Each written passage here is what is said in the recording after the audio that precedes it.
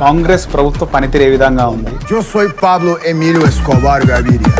కావాలనే బీఆర్ఎస్ తిట్టిస్తుంది కొన్ని యూట్యూబ్ ఛానళ్లతో అని కూడా మాట్లాడుతున్నారు. ఒక పని చేయండి, మీరే పోయి మాట్లాడిస్తే సిటీ రూపురేఖలు మార్చేస్తా, మూసి సుందరీకరణ చేస్తా, అసలు హైదరాబాద్ గ్రాఫే చేంజ్ అవుతుంది అనేది పెద్ద ప్లాన్స్ వేసింది ముఖ్యమంత్రి రేవంత్ రెడ్డి. ఏం లేదు, నాకు తెలిసి టెండర్ కాదంటారు, ఏం కాదంటారు, టెండర్లు వేసి కమిషన్ దొబ్బడం, ఢిల్లీకి పంపడం తప్పించి వీళ్ళతో ఏమి కాదు. ముఖ్యమంత్రిగా రేవంత్ రెడ్డి, హోంమంత్రిగా రేవంత్ రెడ్డి ఉన్నాడు, విద్యాశాఖ మంత్రిగా రేవంత్ రెడ్డి ఉన్నాడు, మున్సిపల్ శాఖ మంత్రిగా కూడా రేవంత్ రెడ్డి ఉన్నాడు. చాలాసార్లు గద్దర్ గారు కలవడానికి పోతే కలవలేదు. ఆ రోజు మొండికేసి పక్కన కాంగ్రెస్ పార్టీ గెలవడానికి కూడా అది కారణం. ఓకే, మొన్న గెలవడానికి గద్దరన్న ఫోటో పెట్టుకొని గెలుస్తున్నారు. కానీ ఆయన ముందు నుంచి కాంగ్రెస్ పార్టీ సానుభూతి పరుడా గద్దర్ గారు? గద్దరన్న లక్షలకి సానుభూతి పరుడు. ఉమ్మడి రాష్ట్ర ముఖ్యమంత్రిగా ఉన్న ఎన్టీఆర్ గారి విగ్రహం కూడా మొన్న లాంచ్ చేసిన. గద్దర్ గారి స్టాచ్యూ ఎందుకు నగర నడిబొడ్డును ఎందుకు పెడతలేదు? వచ్చి ఈ గడ్డ మీద ఛాలెంజ్ చెప్తా, నెయ్యి జాగిరా అంటే మన నెయ్యి జాగిరా అంటే ఆపిన వాళ్ళనే అన్న అంటుండే. రేవంత్ రెడ్డి అడుగున్నాడు, రేవంత్ రెడ్డి పేరు చెప్పాను, రేవంత్ రెడ్డి అడుగు నెయ్యి జాగిరా అని చెప్పి నువ్వు ఎవరు అడుగుతున్నావు? మరి అసలు రేవంత్ రెడ్డి గురించి ఏం ప్రస్తావించాలి? చెప్తున్నాను కదా, పవన్ కళ్యాణ్ కావాలని ఇష్యూ చేస్తున్నట్రా? నెయ్యి జాగిరా అన్నాడు, బరాబర్ మన నెయ్యి జాగిరా అంటే ఎందుకుంటావు ఆయనకు ఆటోలో తిరుగుతూ ఉంటే తిరగలేని తమ్మి అంటే కారు ఇప్పించిన. గద్దరన్నకు కనకరెడ్డి ఇచ్చిండు కారు. గద్దరన్నకు సిగ్గులేదు ఉండాలి తన యాక్టర్, ఒక విచక్షణ నుండి మాట్లాడాలి. అసలు అమితాబ్ బచ్చన్ లాంటి వాడే గద్దరన్న కోసం పడి సచ్చిటోడు. ఓకే, అమితాబ్ బచ్చన్ లాంటి వీడేందుకే. నమస్తే, వెల్కమ్ టు హిట్ టీవీ. నేను నరేష్. ఈరోజు మన గెస్ట్ ఆందోళన నియోజకవర్గ మాజీ MLA, senior journalist Kranti Kiran garu. మాట్లాడదాం. క్రాంతి కిరణ్ గారు నమస్కారం. అవసరముడు. రాజకీయాలు ప్రజెంట్ తెలంగాణలో ఎట్లా ఉన్నాయి? కాంగ్రెస్ ప్రభుత్వ పనితీరు ఏ విధంగా ఉంది? ఆ తర్వాత మీ ఆందోళన నియోజకవర్గ రాజకీయ సమీకరణలు ఎలా మారుతున్నాయి? ఇప్పుడున్న రాజకీయాల్లో అసలు కాంగ్రెస్ పార్టీ పనితీరు ఏంటంటే, ఇవి అన్నం చెప్పే కంటే రోజు సోషల్ మీడియాలో ఓపెన్ చేసి చూస్తే మనకు చాలా స్పష్టంగా అర్థమవుతుంది. కావాలనే బీఆర్ఎస్ తిట్టిస్తుంది కొన్ని యూట్యూబ్ ఛానళ్లతో అని కూడా మాట్లాడుతున్నారు. సార్ ఒక పని మీరే పోయి మాట్లాడిస్తే బెటర్. లేదంటే కాంగ్రెస్ పార్టీ వాళ్ళ పనితీరు ఎట్లుందనేది ఒక సర్వే చేయించుకుంటే వాళ్ళకే నివేరపోయే నిజాలు, దిమ్మ తిరిగే వాస్తవాలు తెలుస్తాయి వాళ్ళకి. ఓకే, వాళ్ళకు మరి వాస్తవాలు తెలిసి అట్లా బిహేవ్ చేస్తున్నా, లేదనుకుంటే ఏదో మా మీద టీఆర్ఎస్ దుమ్మెత్తిపోస్తుందని చెప్పి వాళ్ళు అనుకుంటున్నారు. కానీ ప్రజలు మాత్రం తీవ్ర అసంతృప్తితో ఉన్నారు. ఈ ప్రభుత్వం ప్రజా సమస్యలు మొత్తం గాలికొల్దేసింది. ఆ సమస్యల్ని గాలికొల్దేసి టీఆర్ఎస్ను, ప్రతిపక్షాలను నిందించడం, వాళ్ళు వేసిన పనుల మీద నిందలు వేయడం తప్పించి కొత్తగా ఇంకొక కార్యాచరణ తీసుకునే పని అయితే కాంగ్రెస్ పార్టీకి ఉన్నదని అయితే నేను అనుకుంటున్నాడు. ప్రజలు కూడా అదే అనుకుంటారు. ఓకే, చాలా స్పష్టంగా ప్రజలు తెలిసేస్తారు. ఇప్పుడు నువ్వు ఎక్కడున్నా చెప్పండి, వాళ్ళు ఇచ్చిన హామీలు కాదు, గతంలో కేసీఆర్ గారు అమలు చేసిన కార్యాచరణ పనులు కూడా ఇప్పటిదాకా అమలు అవుతలేవు. అంటే మేము కూడా చెప్పని కూడా అమలు చేస్తున్నాము, సన్నబియ్యం అమలు చేస్తున్నాము. సన్నబియ్యం కేసీఆర్ గారు ఇచ్చారు కదా, హాస్టల్లో పిల్లలకి ఇచ్చిండు. సన్నబియ్యం కేసీఆర్ రాష్ట్ర వ్యాప్తంగా ప్రజలకు కాదు, సన్నబియ్యం బయట డిమాండ్ లేదని చెప్పి ఉన్న బియ్యాన్ని, మనం సేకరించే బియ్యాన్ని ఇస్తున్నారు. సంతోషమే. నువ్వు సన్నబియ్యం ప్రజల దగ్గర లేవైంది, ప్రజలు సన్న బియ్యం తినడం లేరా? అంటే తినేవాళ్ళు కూడా లేరు కదా. ఒకటి నరేష్, ఇప్పుడు నువ్వు రేషన్ బియ్యం ఇచ్చినా సరే చాలా మంది ప్రజలు ఆ రేషన్ బియ్యాన్ని ముక్క వాసన వచ్చి దేనికి పనికిరాగా ఉంటే దాన్ని మళ్ళీ అమ్మేసి వేరే బియ్యం కొనుక్కొని జనాలు తింటున్నారు. ఇప్పటికీ వాళ్ళు సన్న బియ్యమే తింటున్నారు. మీరు ఏ ఊరికి పోయి చూసినా, ఎక్కడ పోయినా, ఏ ఇంట్లో చూసినా సన్న బియ్యమే తింటున్నారు. నువ్వు కొత్తగా ఇచ్చేది ఏం లేదు. ప్రజలు అట్లా చేయొద్దానే మేము సన్న బియ్యం ఇస్తున్నాము, నేరుగా ఇస్తున్నాం, ఫ్రీగా ఇస్తున్నాం. మంచిదే కదా, సన్న బియ్యం ఇవ్వండి. మంచి ఆరోగ్యకరమైన ఇంకేమైనా ఉంటే, ధాన్యాలు ఉంటే, ఇంకేమైనా ఆహార పదార్థాలు ఉంటే వాటిని సరఫరా చేయండి.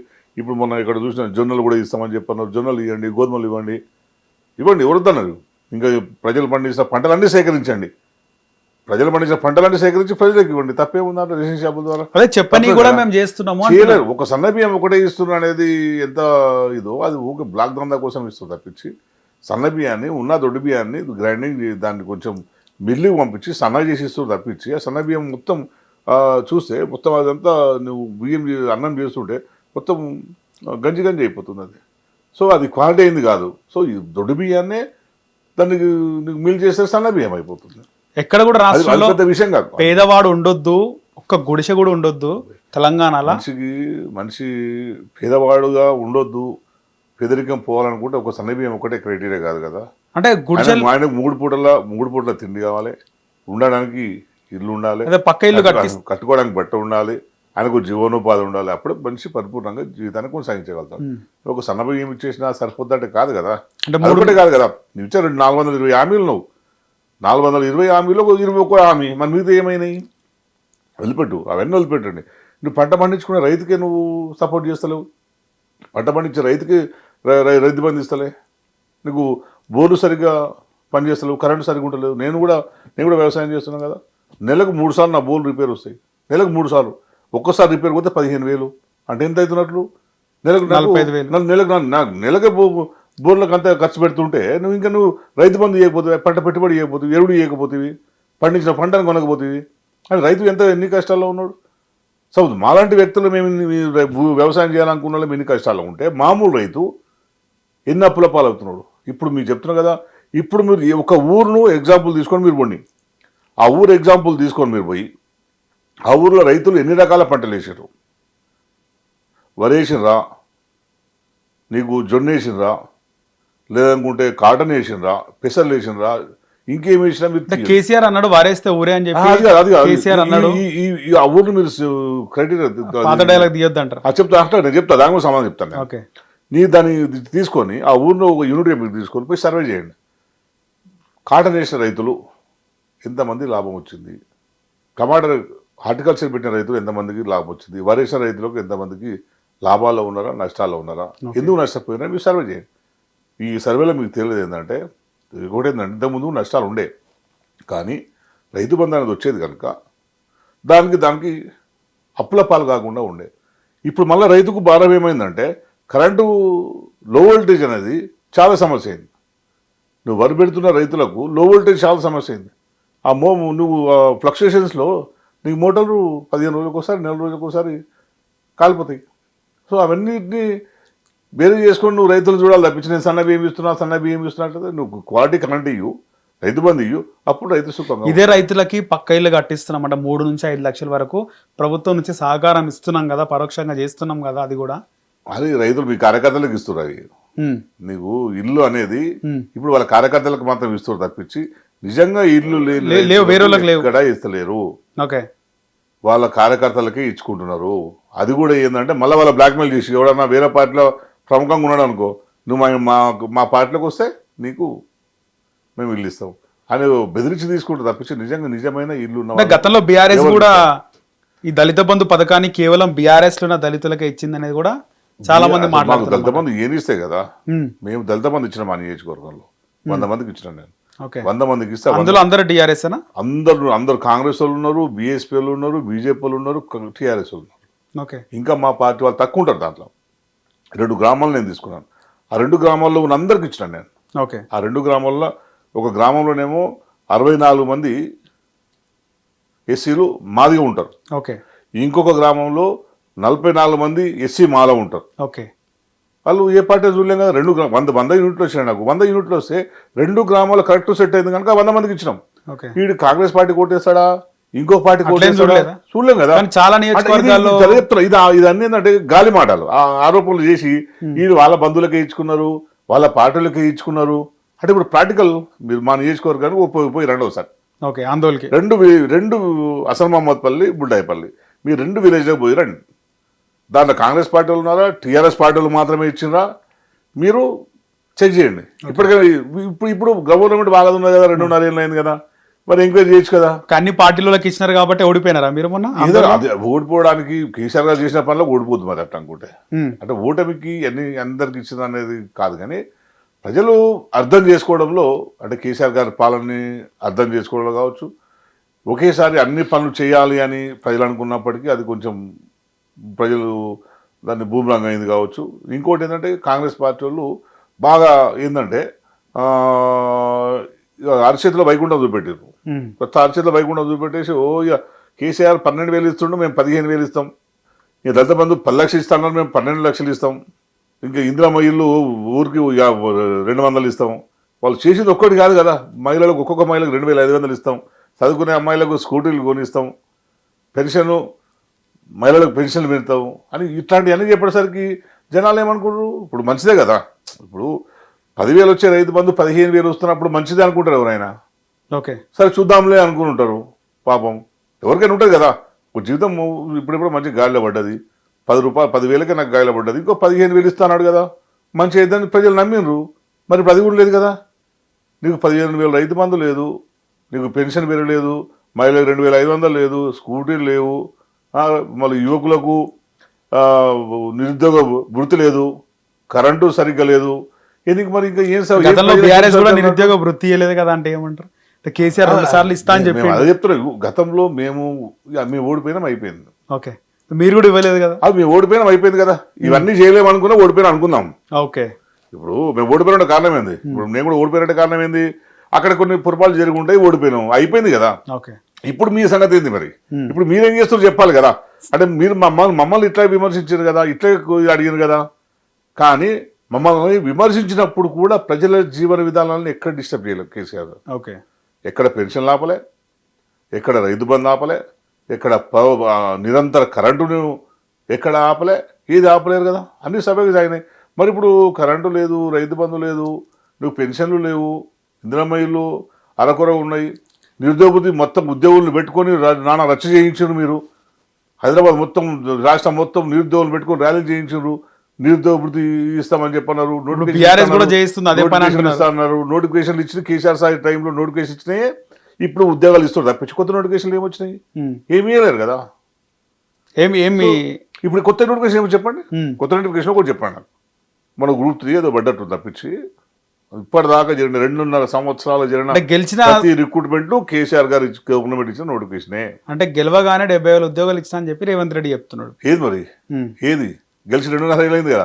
కావాలని అశోక్ నగర్ లో బీఆర్ఎస్ వెనకలుండి కాదు, ఇప్పుడు వాస్తవం ఉద్యోగులతో అట్టగా బీఆర్ఎస్ చేసిందా ఇంకోటి చేసిందా విషయం కాదు. నువ్వు 75,000 ఉద్యోగాలు ఇస్తాను, ఏవి మరి డిఎస్సి వేస్తాను, ఎటువా డిఎస్సి ఎటువా అయిందా? డిఎస్సి ఎన్ని డిఎస్సీలు పెట్టినావు? ప్రతి సంవత్సరం క్యాలెండర్ పెట్టేసి డిఎస్సి చేస్తున్నావు కదా, మరి ఏమైంది? చేసినావా? అది కూడా లేదు. సో నువ్వు చేయని పనులన్నీ నీకు చేతగాక బీఆర్ఎస్ నువ్వు నిందించడం ఏమైనా లాభం? మొన్నటికి మొన్న అందాం ప్రాణహిత చర్యలకు సంబంధించి ఎవరు మహారాష్ట్ర సీఎం పోతా తొమ్మిడేటికి సంబంధించి నేను మహారాష్ట్ర సీఎం దగ్గర పోయి నేను ఒప్పించి నేను తీసుకొస్తా అని చెప్పి అన్నాడు. కేసీఆర్ గారు కానీ తెలంగాణ ఉద్యమంలో మేము కానీ అందరం కలిసి తుమ్మిడిహట్టి అనేది ప్రాక్టికల్గా సాధ్యం కాదు, 2 రాష్ట్రాల మధ్య ముప్పు ఎక్కువ ఉంటుంది, సో అంతర్రాష్ట్ర సమస్య వస్తుంది అది. సో ఈ అంతర్రాష్ట్ర సమస్య ఎందుకు సృష్టించుకోవాలని చెప్పి కేసీఆర్ గారు కిందికి వచ్చి కాళేశ్వరం కట్టాడు. ఇప్పుడు చీనేమన్నాడు, నేను తుమ్మిడి దగ్గర కడతా అని చెప్పి అన్నాడు. ఎట్లా మా మహారాష్ట్ర ఎట్లా ఒప్పుకోదో నేను చూసుకుంటా అని చెప్పి అన్నాడు. మరి ఇప్పుడు మహారాష్ట్ర ఎందుకు ఒప్పించుకోలేకపోతున్నావు? మహారాష్ట్రను ఒప్పించుకోలేకపోతే ఏమంటావు నువ్వు? కిషన్ రెడ్డి అంటే ఫోన్ చేసి ఇవ్వద్దని చెప్పిండంట. అంటే నీకు చేతగాని మాట్లాడవన్నీ, నీకు ప్రభుత్వం ఒక వ్యవస్థ అనేది, నువ్వు పోయి ఒక సీఎం ఇంకొక సీఎం అపాయింట్మెంట్ ఇయ్యడా అంటే అర్థమైంది? నీ సీఎంకు ఒక సీఎంకు అపాయింట్మెంట్ ఇస్తాడు అర్థమైంది? నీ స్టేచర్ అక్కడ మీ స్టేచర్ ఉందా? సో నువ్వేందంటే ఒక ఆచరణాత్మకంగా లేడు మనిషి. ప్రభుత్వం ఏదైనా ఆచరణాత్మకంగా ఉండాలి, ప్రాక్టికల్ గా సాధ్యమవుతుందా కాదా అనేది ఆలోచించాలి. అంతే తప్పించి ఇది నేను హామీ ఇచ్చినా నేను చేసుకుంటా అంటే ఎట్లయితే? సిటీ రూపురేఖలు మార్చేస్తా, మూసి సుందరీకరణ చేస్తా, 4th సిటీ నిర్మిస్తా, అసలు హైదరాబాద్ గ్రాఫే చేంజ్ అవుతుంది అనేది పెద్ద ప్లాన్స్ వేసింది ముఖ్యమంత్రి రేవంత్ రెడ్డి. అన్ని అంటే అమల్లో అయితే ఎట్లుంటది అంటారు మీరు చెప్పండి. అంటే అట్లా కాదు, అది అమలు అయితే ఎట్లా అనుకుంటున్నాను అసలు? ఏది ఆయన చెప్పింది ఏది ఇంతవరకు ముందుగా పోకపోయా, ఇంకే వాళ్ళు అయితే 2.5 ఏళ్ళ 2.5 ఒక స్ట్రక్చర్ ఉన్నది, ఒకటి కంపడ్డది అనుకుంటేనేమో మనం ఏమన్నా అరే ఈ పని చేయగలుగుతాడని ఎవరికైనా నమ్మకం ఉంటుంది. ఏం లేదు, నాకు తెలిసి టెండర్లు వేసి కమిషన్లు దొబ్బడం తప్పించి, వీళ్ళు దొబ్బడం ఢిల్లీకి పంపడం తప్పించి వీళ్ళతో ఏమి కాదు. అయ్యేది లేదు పోయేది లేదు. నీకు చెప్తున్నా కదా, సిటీకి నువ్వు మూసి సుందరీకరణ చేయడానికి గోదావరి నీళ్ళు కావాలంట. మళ్ళీ నువ్వు గోదావరి నుంచి నీళ్ళు కావడానికి మళ్ళీ నువ్వు ఏం చేస్తావు? నీకే డబ్బులు ఉన్నాయి, నువ్వు జీతాలు ఇవ్వడానికి డబ్బులు లేవు, పెన్షన్లు ఇవ్వడానికి డబ్బులు లేవు, కరెంటు కట్టడానికి పైసలు లేదు, ఇంకా నీకు పథకాల అమలుకు పైసలు లేవు. నువ్వు ఏం చేస్తావని ఎట్లా నమ్ముతారు జనాలు? నాకు అర్థం కాదు. ఏడికి తీసుకొస్తావు పైసలు? ఇప్పుడు చెప్తున్నావు కోట్ల అప్పు ఉంది అని చెప్తున్నావు, అప్పు ఇది కడుతున్నావు అని చెప్పంటున్నావు. మరి అప్పు ఉందని నువ్వే చెప్తివి, మళ్ళీ ఎందుకు అప్పులు తెస్తున్నావు? నువ్వు రాష్ట్ర శ్రేయస్సును కోరే వ్యక్తి అయితే అప్పులు తేకు, మరి నువ్వు అప్పులు తేకు, ఈ ఉన్న దాంతో రిసోర్సెస్తో వాడుకో. కొత్త విషయం ఎందుకు వచ్చింది నీకు? ఇప్పుడు ప్రజలకు ఒక ప్రభుత్వం 10 సంవత్సరాలుగా ఒక యాక్టివిటీ నడుస్తుంది, ప్రభుత్వం ప్రజల కోసం పనులు చేస్తున్నది. రైట్. అవన్నీ పక్కన పెట్టేసిన కొత్తడానికి పోతా అంటే ఎట్లయితుంది? మూసి ఎవడికి వాళ్ళు ఇప్పుడు మూసి వల్ల సాధారణ ప్రజలకు అనుకూరే ప్రయోజనం ఏంది? మూసి వల్ల వచ్చేది ఏముండదు కదా. నదిని కాపాడుకోవాలి. అది ఏమైంది ఇప్పుడు కాపాడుకోవడానికి? అని ఇప్పుడు ఏమైంది? మూసికి ఏమైంది నువ్వు కాపాడుకోవడానికి? కబ్జాలు లేకుండా కాపాడు. మూసిలో మురికి నీళ్ళు పోకుండా చాలా ప్లాంట్ పెట్టించారు, కేటీఆర్ గారు పెట్టించారు. ఇప్పుడు అంత ఉన్నట్టుండి మూసికి వచ్చిన ప్రమాదం ఏమీ లేదు కదా. భారీ వరదలు వచ్చినప్పుడు ప్రజలను సురక్షిత ప్రాంతాలకు తరలించడంలో నువ్వు ముందుంటే చాలు. అంతే తప్పించి నాకు మూసే ప్రయారిటీ అనుకుంటే నీకు మిగతా ప్రజలు ఏమైపోవాలి? నీకు మూసి కంటే ముఖ్యమైన చాలా పనులు రాష్ట్రంలో ఉన్నాయి. ఓకే, వాటిని నువ్వు తీర్చాల్సిన అవసరం ఉంది. రైతులకు మద్దతు ధర ఫస్ట్ అంటే సంక్షేమ పథకాలతో పాటు అభివృద్ధి కూడా చేయాలి అనేది కాంగ్రెస్ అనుకోవచ్చు కదా. కాంగ్రెస్ అభివృద్ధి అనేది ప్రజలు బాగుంటేనే అభివృద్ధి. ఓకే, ప్రజలకు 3 పూటల తిండి ఉంటేనే అభివృద్ధి, ప్రజలకు బట్ట నీడ ఉంటేనే అభివృద్ధి. సరే, నువ్వు ఫస్ట్ అది కల్పించాలి కదా, మినిమం నీడ్స్ కల్పించాలి కదా. ఇప్పుడు మీరు చూస్తున్న నగరంలో రోడ్లు, ఇప్పుడు మీరు వచ్చిన రూట్లో కూడా కేబీఆర్ పార్క్ చుట్టూ ఫ్లైఓవర్లు ప్రక్రియ నడుస్తుంది. తెలంగాణ భవన్ ముందు కూడా మొత్తం చెట్లన్నీ కొట్టేస్తున్నారు. ఏమనుకుంటున్నారు అది చూస్తే? ఏమనిపిస్తుంది? నాకు తెలిసి నేను 85 నుంచి హైదరాబాద్ ఉంటున్నాను. హైదరాబాద్ నాకు అన్ని గల్లీలు తిరుగుతున్నాను, అన్ని గల్లీలు. ఈరోజు మీ ఆఫీస్కి వస్తూ నేను రోడ్ మిస్ అయినా, దానివల్ల కన్ఫ్యూజ్ అయింది. ఓకే, అంటే నేను ఫోన్ మాట్లాడుకుంటూ మా పలానా దగ్గర పోవాలని చెప్పిన డ్రైవర్కి, కొంచెం అటు పోయిండు, రోడ్ నెంబర్ 12కి పోయిండు. Okay okay. సో అంటే నువ్వు అంటే సరే నువ్వు ఉన్నదాన్ని చెడగొట్టడం వల్ల ఇంతకుముందు రోడ్లు ఎంత బ్రహ్మాండంగా కూడా ఇప్పుడు నువ్వు హైదరాబాద్లో యాక్సెస్ ఎక్కడి నుంచి అయినా ఇక్కడ రోడ్ యాక్సెస్ అద్భుతంగా ఉన్నది. నువ్వు ఎల్బీనగర్ దగ్గర నాగోల్ దగ్గర అసలు నువ్వు నాగోల్ దగ్గర ఫ్లైఓవర్ ఎక్కినావు అనుకో, నువ్వు ఎల్బీనగర్ కనబడదు, పోయి డైరెక్ట్ ఓఎస్ హాస్పిటల్ దగ్గర దిగుతావు. రైట్. నేను ఎమ్మెల్యే ఉన్నప్పుడు ఎల్బీనగర్ పోవాలి, ఈ ఫ్లైఓవర్ ఎక్కని చెప్పి నేను ఆ ఫ్లైఓవర్ ఏందో నాకు తెలియదుగా, ఓఎస్ ఆఫీస్ దగ్గర పోయినా. సో నువ్వు అట్లా డెవలప్మెంట్ అయింది. నువ్వు ఫ్లైఓవర్ కానీ పబ్లిక్ ట్రాన్స్పోర్ట్ ఎల్బీనగర్ చౌరస్ అయితే నెక్స్ట్ లెవెల్. అన్ని ఎట్లా ఉన్నాయి. నువ్వు ఇది మన రాయదుర్గం ఫ్లైఓవర్ టోల్ చెవికి ఎట్లా ఉంటుండే అవన్నీ. రైట్. అవసరం మేము చిన్న ఉన్నప్పుడు బండి మీద పోతే గంటలు కవరేజ్ కూడా బండి మీద పోతుండే, గంటలు అవుతుండే, మేము చాలా టైం వేస్ట్ అయిపోతుండే. సో అదొకటి నేను డెవలప్మెంట్ అన్నాను, కానీ అది మినిమం నీడ్ అయిపోయింది. హైదరాబాద్లో జనాభా పెరుగుతుంది కనుక పెరుగుతున్న జనాభాకు అనుగుణంగా ఎవరన్నా బయటికి రావాలంటే హైదరాబాద్లో అమ్మో ట్రాఫిక్ అని భయపడే రోజుల నుంచి ట్రాఫిక్ నుంచి రిలీఫ్ అయ్యే పరిస్థితి కేసీఆర్ తీసుకొచ్చాడు. నువ్వు మళ్ళీ ఇక కేబీఆర్ చుట్టూ నేను వేస్తా దాన్ని అంటే తెలంగాణ భవన్ మీద ఏమైనా కుట్ర జరుగుతుందంటారా? భవన్ కూడా ఆయన చెప్తున్నారు. ఇప్పుడు ఆయన ఏం చేస్తాడో ఎవరికి అర్థం కాదు. సీఎం ఆయన ఆలోచన ఉందో ఎవరికి అర్థం కాదు, ఏం మాట్లాడుతాడో ఎవరికి అర్థం కాదు. ఒక్కొక్కసారి ఒక్కొక్కటి మాట్లాడుతుంటాడు మనిషి. ఏం కామెంట్ చేయాలో కూడా అర్థం కాదు. మన హిట్లర్ను మెచ్చుకుని హైడ్రా కూల్చివేతల్ని అక్కడ యుద్ధంలో సర్వస్వం కోల్పోయి విధ్వంసమైన భవనాలు ఎట్లున్నాయో ఈ హైడ్ అట్లా జరిగిందని పోల్చే. సో నువ్వు దేంతో పోల్చాలో, ఒక ముఖ్యమంత్రి దేంతో పోల్చాలనో తెలియదు. హిట్లర్ను ప్రేజ్ చేయడము. సో ఇవన్నీ కూడా మనిషి మరి ఒక మానసిక స్థితి మరి బాగుందా లేదా అనే అనుమానాలు కూడా. ప్రతి విషయంలో కేసీఆర్ ని ఫాలో అవుతుండని రాజకీయ విశ్లేషకులు అంటారు. కేసీఆర్ కూడా నిజాం నవాబుని పొగిడిండు. వాస్తవం, అది కేసీఆర్ నిజాం నవాబు చేసింది వాస్తవం కదా. హైదరాబాద్ ఈ స్థాయి లెవెల్లో ఉందంటే నిజాం నవాబు చెప్పిన స్ట్రక్చర్ కదా. ఇప్పటిదాకా డెవలప్మెంట్ చేశారు కానీ అరాచక పాలన ఎదిరించినాము, కొట్లాడినాము, పంపించేసినాము, అది వేరు. కానీ దాని వెనకాల మంచి తీసుకోవాలి. మంచిది మేము ఆయన దేవుడు అంటలే కదా, ఇప్పటికల్లా నిజాంలో దేవుడు అంటలేం కదా. కానీ ఓ కాన్సెప్ట్తో పని చేయగలిగిండు, డెవలప్మెంట్ చేయగలిగిండు, చెరువులు తవ్వించగలిగిండు అని చెప్పగలుగుతాం. ఇప్పుడు ఇక్కడ చూసినాం, ఇక్కడ నుంచి చూసుకున్నాం నిజాం సాగర్ దాకా అనుకోవచ్చు, హిమాయత్ సాగర్ ఇవన్నీ కూడా కట్టారు కదా. హిమాయత్ సాగర్ గోల్కొండ నుంచి మా ఇక్కడ మన నిజాం సాగరు, అట్లాగే నీకు జంట జలాశయాలు, నీకు ఇక్కడ పోచారం డ్యాము, ఇంకా నీకు డ్రైనేజ్ వ్యవస్థ కూడా హైదరాబాద్ లో డ్రైనేజ్ వ్యవస్థ నిజాం పెట్టిందే కదా. మీరు పెట్టే కొత్త వ్యవస్థ ఏంది? నువ్వు నిజామాను తిట్టాలంటే తిట్టే అంశం తిడతాం, ఓకే మెచ్చుకున్న అంశాన్ని మెచ్చుకుంటాం. ఓకే అంత తప్పించి ఓవరాల్గా ఆయన ఫ్యూడలు నవాబు దొర వాడు ఆధిపత్యం వాడు నిలుపుకోవడానికి ఎన్నో రాజకీయాలు చేసిండు.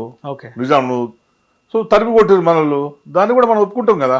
అంత మాత్రాన మరి నువ్వు అంతకంటే బాగా చేస్తే నిన్నే మెచ్చుకుంటారు, అంతకంటే నువ్వు బాగా చేస్తే మెచ్చుకుంటారు. అంత తప్పించి నిజాం ఒక్కరినే నువ్వు నిజాము అన్ని రకాల మామూలు బాగా చంపినావు అని ఒప్పుకోలే కేసీఆర్ ఒప్పుకోలే. నార్మల్గా ఏ ప్రభుత్వం అయినా కూడా రెగ్యులర్గా సమీక్ష సమావేశాలు జరుగుతుంటాయి. ముఖ్యమంత్రి, హోంమంత్రి, అన్ని శాఖల మంత్రులు కలుస్తూ ఉంటారు, మాట్లాడుతుంటారు, అభివృద్ధి కార్యక్రమంలో పాల్గొంటూ ఉంటారు. కానీ కాంగ్రెస్ ప్రభుత్వంలో మనం చూస్తున్నాము, ముఖ్యమంత్రిగా రేవంత్ రెడ్డి, హోంమంత్రిగా రేవంత్ రెడ్డి ఉన్నాడు, విద్యాశాఖ మంత్రిగా రేవంత్ రెడ్డి ఉన్నాడు, మున్సిపల్ శాఖ మంత్రిగా కూడా రేవంత్ రెడ్డి ఉన్నాడు. ఉత్తమ్ కుమార్ రెడ్డి చాలా రోజులకు ఒకసారి కనబడతాడు, కోమటిరెడ్డి అలాగే కనబడతాడు. ఒక్కొక్కసారి హెల్త్ మినిస్టర్గా ఉన్న దామోదర్ రాజనరసింహ ఆయన హాస్పిటల్ కానీ మెడికల్కి సంబంధించినటువంటి సమీక్షా సమావేశాల్లో కనబడడు. ఆయన కనబడు. బట్టి విక్రమార్క రెగ్యులర్గా కనబడుతుంటాడు. ఎందుకు అంటే మంత్రులు మా మంత్రి అయితే కనబడు. ఓకే ఆయన చాలా పనులు ఉంటాయి. దామోదర్ రాజనరసింహ ఆయన చాలా పనులు ఉంటాయి. ఒకసారి బసవతారకంలో ఒక సమీక్ష ఆయన చెప్తున్నా కదా, మామూలుగా ఆయన సమీక్షలో ఉన్నాడు అంటే చాలా పెద్ద వార్త అది. ఆయన సమీక్షల్లో ఉన్నాడు అంటే ఈ మధ్య కనబడుతున్నాడు, కానీ ఆయన మామూలుగా అయితే వార్తల్లో కొన్ని హాస్పిటల్ ఓపెనింగ్స్ లో ముఖ్యమంత్రి ముఖ్య అతిథిగా పాల్గొన్నప్పుడు హెల్త్ మినిస్టర్ ఉండడు దాంట్లో. ఆయన వీర పనులు చాలా ఉంటాయి. అంటే ఇన్ఫర్మేషన్ ఉండదా? ఆయన వీర పనులు చాలా ఉంటాయి, మనం బయట మాట్లాడుకోలేం, కానీ ఆయన వీర పనులు చాలా ఉంటాయి. ఓకే ఇక అంతా ఆయన కౌంటర్లు ఎక్కువ ఉంటాయి. దామోదర్ రాజనరసింహ ఎక్కడ పడితే అక్కడ ఇక నీకు అన్ని ఎట్లా వసూలు చేయాలి, ఏది చేస్తుంది, ఎట్లా సంపాదన చేయాలి, దేనిలో ఏం చేయొచ్చు అని తప్పించి ఆయనకు వేరే వ్యాపకాలు ఏముండవు. ప్రజలు ఉండదు, ప్రజలు పట్టించుకోరు, ఎవరు పట్టించుకోరు. మన నియోజకవర్గం నుంచి వచ్చిన ఎవరితో కలవడు. అసలు నేను మా క్యాంప్ ఆఫీస్ ఉంటుండే, క్యాంప్ ఆఫీస్లో నేను దాదాపు రియలీ ఒక 1 hour 2 hours ఉంటుండే ఆందోళన. అసలు క్యాంప్ ఆఫీస్ ఇప్పటిదాకా కూడాను. ఇప్పుడు కుక్కలు, పందులు, దున్నపోతులు ఉంటుండేదంట క్యాంప్ ఆఫీస్. ఆందోళన క్యాంప్ ఆఫీస్ ప్రజల కోసము అందుబాటులో ఉండే ఓ క్యాంప్ ఆఫీస్లో ఇప్పుడు కుక్కలకు, దున్నపోతులకు, పందులకు ఆవాసం అయిపోయింది. అది నువ్వు ఎక్కడ ప్రజలు కలవాడు. హైదరాబాద్ వస్తే వాళ్ళు కరుస్తారు, ఎందుకు వచ్చినా వాళ్ళ మీద పడతారంట. పాపం వాళ్ళ కార్యకర్తల పరిస్థితి అయితే దయనీయంగా ఉన్నది. వాళ్ళే అన్నా నువ్వు మేము కాంగ్రెస్ పార్టీ వచ్చినా ఎవడు వచ్చినా నువ్వన్నా కనీసం కూర్చోబెట్టి మాట్లాడుతుంటే నువ్వు మా సారు ఇంకా దుర్మార్గంగా ఉందన్న. అసలు ఫోన్ కాదు కదా, దగ్గర ముఖం కూడా చూసే పరిస్థితి లేదు మా సార్ది అని పాపం వాళ్ళు చూస్తే జనపిస్తు వాళ్ళు అంటుంటారు, అన్న అనవసరంగా ఇది అయిపోయినామన్నా, నువ్వు ఎంత మంచిగా ఉంటుంటివి, మాకన్నా కనీసం ఫోన్ చేసి ఎత్తుంటివి, కూర్చొని పెట్టి అయినా మాట్లాడుతుంటివి, ఛాయ్ దాకా పంపిస్తుంటివి, పని కూడా చేసి పెడుతుంటివి. కానీ మా పరిస్థితి ఇట్లా అయిపోయిందని వాళ్ళే బాధపడే పరిస్థితి ఇప్పుడు మా కార్యకర్తలకు వచ్చింది. ఓకే సో ఇక నువ్వు కార్యకర్తలకు టైం ఇవ్వనోడు నువ్వు మొత్తం శాఖకి ఏం టైం ఇస్తాడు ఆయన? హైదరాబాద్ లో ఆయన ఉండేది మినిస్టర్స్ క్వార్టర్స్, మినిస్టర్ కాబట్టి మినిస్టర్స్ క్వార్టర్స్ లో ఉంటారు. కార్యకర్తలు అందరికి అలా ఉండదు కదా. నువ్వు శ్రీధర్ బాబు దగ్గర చూడండి, ఇక్కడ మన మీడియాలో చెప్పింది. ఓకే శ్రీధర్ బాబు దగ్గర రోజు పొద్దు 200 మంది ఉంటారంట. ఓకే మిగతా మంత్రులు పూర్ణం దగ్గర కూడా చాలా మంది ఉంటారట. నేను మీడియా వాళ్ళు చెప్పేది, నేను చూడలేను కానీ. సో ఇట్లా చాలా మంది కలుస్తారు కదా. హరీష్ దగ్గర రోజు 500 ఉంటారు. ఓకే అరే హరీష్ మంత్రి కాదు, హరీష్ అప్పుడు మినిస్టర్ క్వార్టర్ ఉన్నప్పుడు మంత్రులు ఉంటుండే. మా మంత్రులు అందరి దగ్గర పంపిక ఉంటుంది. ఓకే అది మరి ఇప్పుడు ఏమైంది అంటే అది ఏమన్నా నిషేధితమా అయింది? అంటే పార్టీ కార్యకర్తలకి, నాయకులకి ఎక్కువ పార్టీ కార్యకర్తలు నాయకులతో కలవకుండా నీకు పరిపాలన ఎట్లా చేస్తావు? ఓ నాయకుడు కార్యకర్తలు వచ్చి నీకు ఫీడ్బ్యాక్ ఇస్తారు కదా, ఏం జరుగుతుందో చెప్పేది, ఏం కావాలో చెప్పేది. ఓకే ప్రజలకు ఏం కావాలో మనకి ఏం చెప్పాలి? నువ్వేమో ప్రజల దగ్గరికి డైరెక్ట్ పోవా. ఓకే నువ్వు ప్రజల దగ్గరికి డైరెక్ట్ యాక్సెస్ అయినప్పుడు నీకు ప్రజలకు ప్రభుత్వానికి మధ్యలో వారది ఎవరైతారు? నాయకులు అవుతారు. కింద స్థాయి నాయకులు, కార్యకర్తలు వాళ్ళే అవుతారు. నువ్వు వాళ్ళు కూడా కూర్చోబెట్టి మాట్లాడకుండా, వాళ్ళకు కూడా మర్యాద చేయకుండా అన్నీ నాకు తెలుసుకోండి, నేను చూసుకుంటా పోండి అంటే ఇప్పుడు అట్లా ఉంటుంది కదా. నియోజకవర్గంలో ఉన్న సమస్యలు అన్నీ ఎట్లా ఉన్నాయి. నేను ఆఫ్టర్లో పోయి ఎమ్మెల్యేగా ఉన్నాను, ఆఫ్టర్లో పోయి ఎమ్మెల్యే ఉన్నాను, రోడ్లు వేయలేకపోయినా అనుకుందాం. ఓకే కొన్ని రోడ్లు వేయకపోయినా, కొన్ని వేసినా, కొన్ని వేయకపోయినాను. దాన్ని మొత్తం ఎమ్మెల్యేగా ఉండి చేయలేకపోయాడు, సాధ్యం కాలేదు. రేపు దామోదర్ గెలిస్తే మంత్రి అవుతాడు, చేస్తాడు డంకా బజాయించారు కాంగ్రెస్ నాయకులు. మరి 2.5 సంవత్సరాలు అయింది కదా, మరి ఎందుకు రోడ్లు వేస్తలేరు? అట్లాగే ఉన్నాయి కదా. మంత్రి మామూలు మంత్రి కూడా కాదు, సీఎం చేసిన అనుభవం ఉన్నది. మళ్ళీ టాప్ మోస్ట్ ప్రయారిటీ కలిగిన మంత్రి, సీఎంకు దగ్గర ఉన్న మనిషి, అధిష్టానం దగ్గర ఉన్న మనిషి. మరి ఆ రోడ్లు కూడా వేయలేకపోతున్నా. గుంతలైన రోడ్లు పడి వస్తున్నారు 4-5 మంది వచ్చారు ఇప్పటిదాకా. ఇప్పుడు వర్షాకాలం వచ్చింది కనుక ఇంకా దుర్భరంగా. అంటే రోడ్ వేయడానికి మంత్రి అవసరం లేదు, మంత్రి అవసరం లేదు. కార్పొరేటర్, కౌన్సిలర్, అది ఆర్ఎంబీ రోడ్స్, పంచాయతీ రోడ్డు ఇప్పుడు ఏం జరిగినా ఎమ్మెల్యేనే భద్రవుతాడు. ఓకే.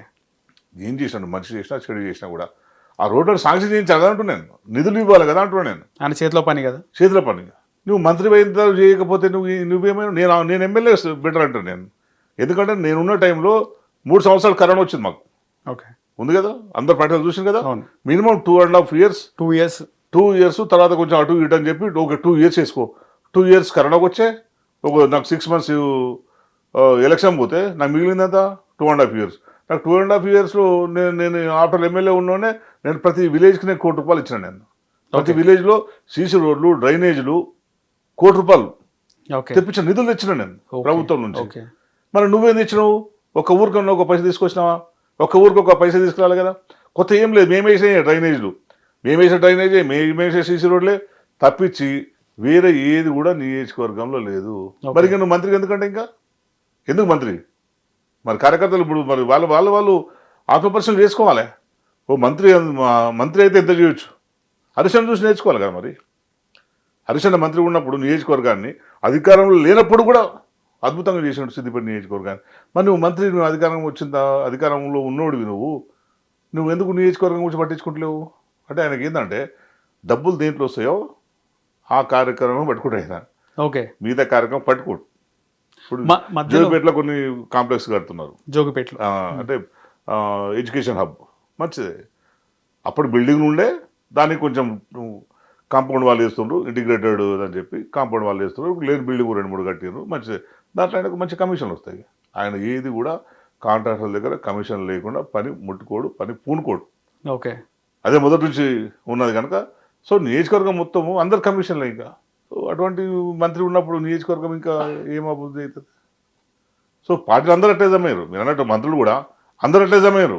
ఆందోళన నియోజకవర్గంలో ముఖ్యంగా అంటే ప్రస్తుత ఎమ్మెల్యే రాష్ట్ర ఆరోగ్య శాఖ మంత్రిగా ఉండు కాబట్టి ఆ శాఖకి డెవలప్మెంట్ యాక్టివిటీస్ ఏమైనాయి, ఆ శాఖ ఆందోళన నియోజకవర్గంలో చేపట్టిన అభివృద్ధి పనులు అంటే ఏం చెప్తారు? ఆయన ఏం చెప్పాము, ఏది ఏం లేదని అంటాము. ఇప్పుడు మన దగ్గర హాస్పిటల్ ఆల్రెడీ ఉన్నది, 100 పడకల ఆసుపత్రి, 100 పడకల ఆసుపత్రి, మల్టీ స్పెషాలిటీ హాస్పిటల్స్ కానీ ఇలాంటి అదే అయింది. ఒక నర్సింగ్ కాలేజ్ ఒకటి శాంక్షన్ చేసిండ్రు. ఎందుకంటే మెడికల్ కాలేజ్ ఉంది కనుక మెడికల్ కాలేజ్కి అనుబంధంగా ఇట్లాగా దగ్గరలో నర్సింగ్ కాలేజ్. మేము కూడా ప్రతి మండల్లో సబ్ సెంటర్లు మేమున్నప్పుడు శాంక్షన్ అయినాయి. ఓకే. సబ్ సెంటర్ ప్రతి మండల్లో సబ్ సెంటర్లు మేమే శాంక్షన్ చేసినాం. ఇంకా కొత్త శాంక్షన్ ఏముంటుంది?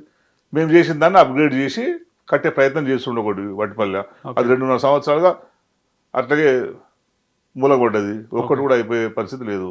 అంతే. ఏంటంటే ఇప్పుడు ఎలక్షన్ల కోసం ఎలక్షన్ టైంలో చేసే ప్రయత్నం తప్పించి నిజంగా ప్రజల కోసం ఇది చేయాలనే ఆలోచనతో వాళ్ళు పూనుకుంటలేరు. రైట్. ఎలక్షన్లో ఓటింగ్ కోసం మేము ఇది చేసినాం అని చూపెట్టుకోవడానికి ఉంటున్నారు తప్పించి నిజంగా ఇది ప్రజల కోసం తొందరగా కంప్లీట్ చేయాలి అనే ఎక్కడ లేదు. నేను చెప్తున్నాను కదా, ప్రజల కనీస సౌకర్యాలు వదిలిపెట్టి నువ్వు బేస్ వదిలిపెట్టి ఉపరితల మీద పనిచేస్తే కాదు కదా.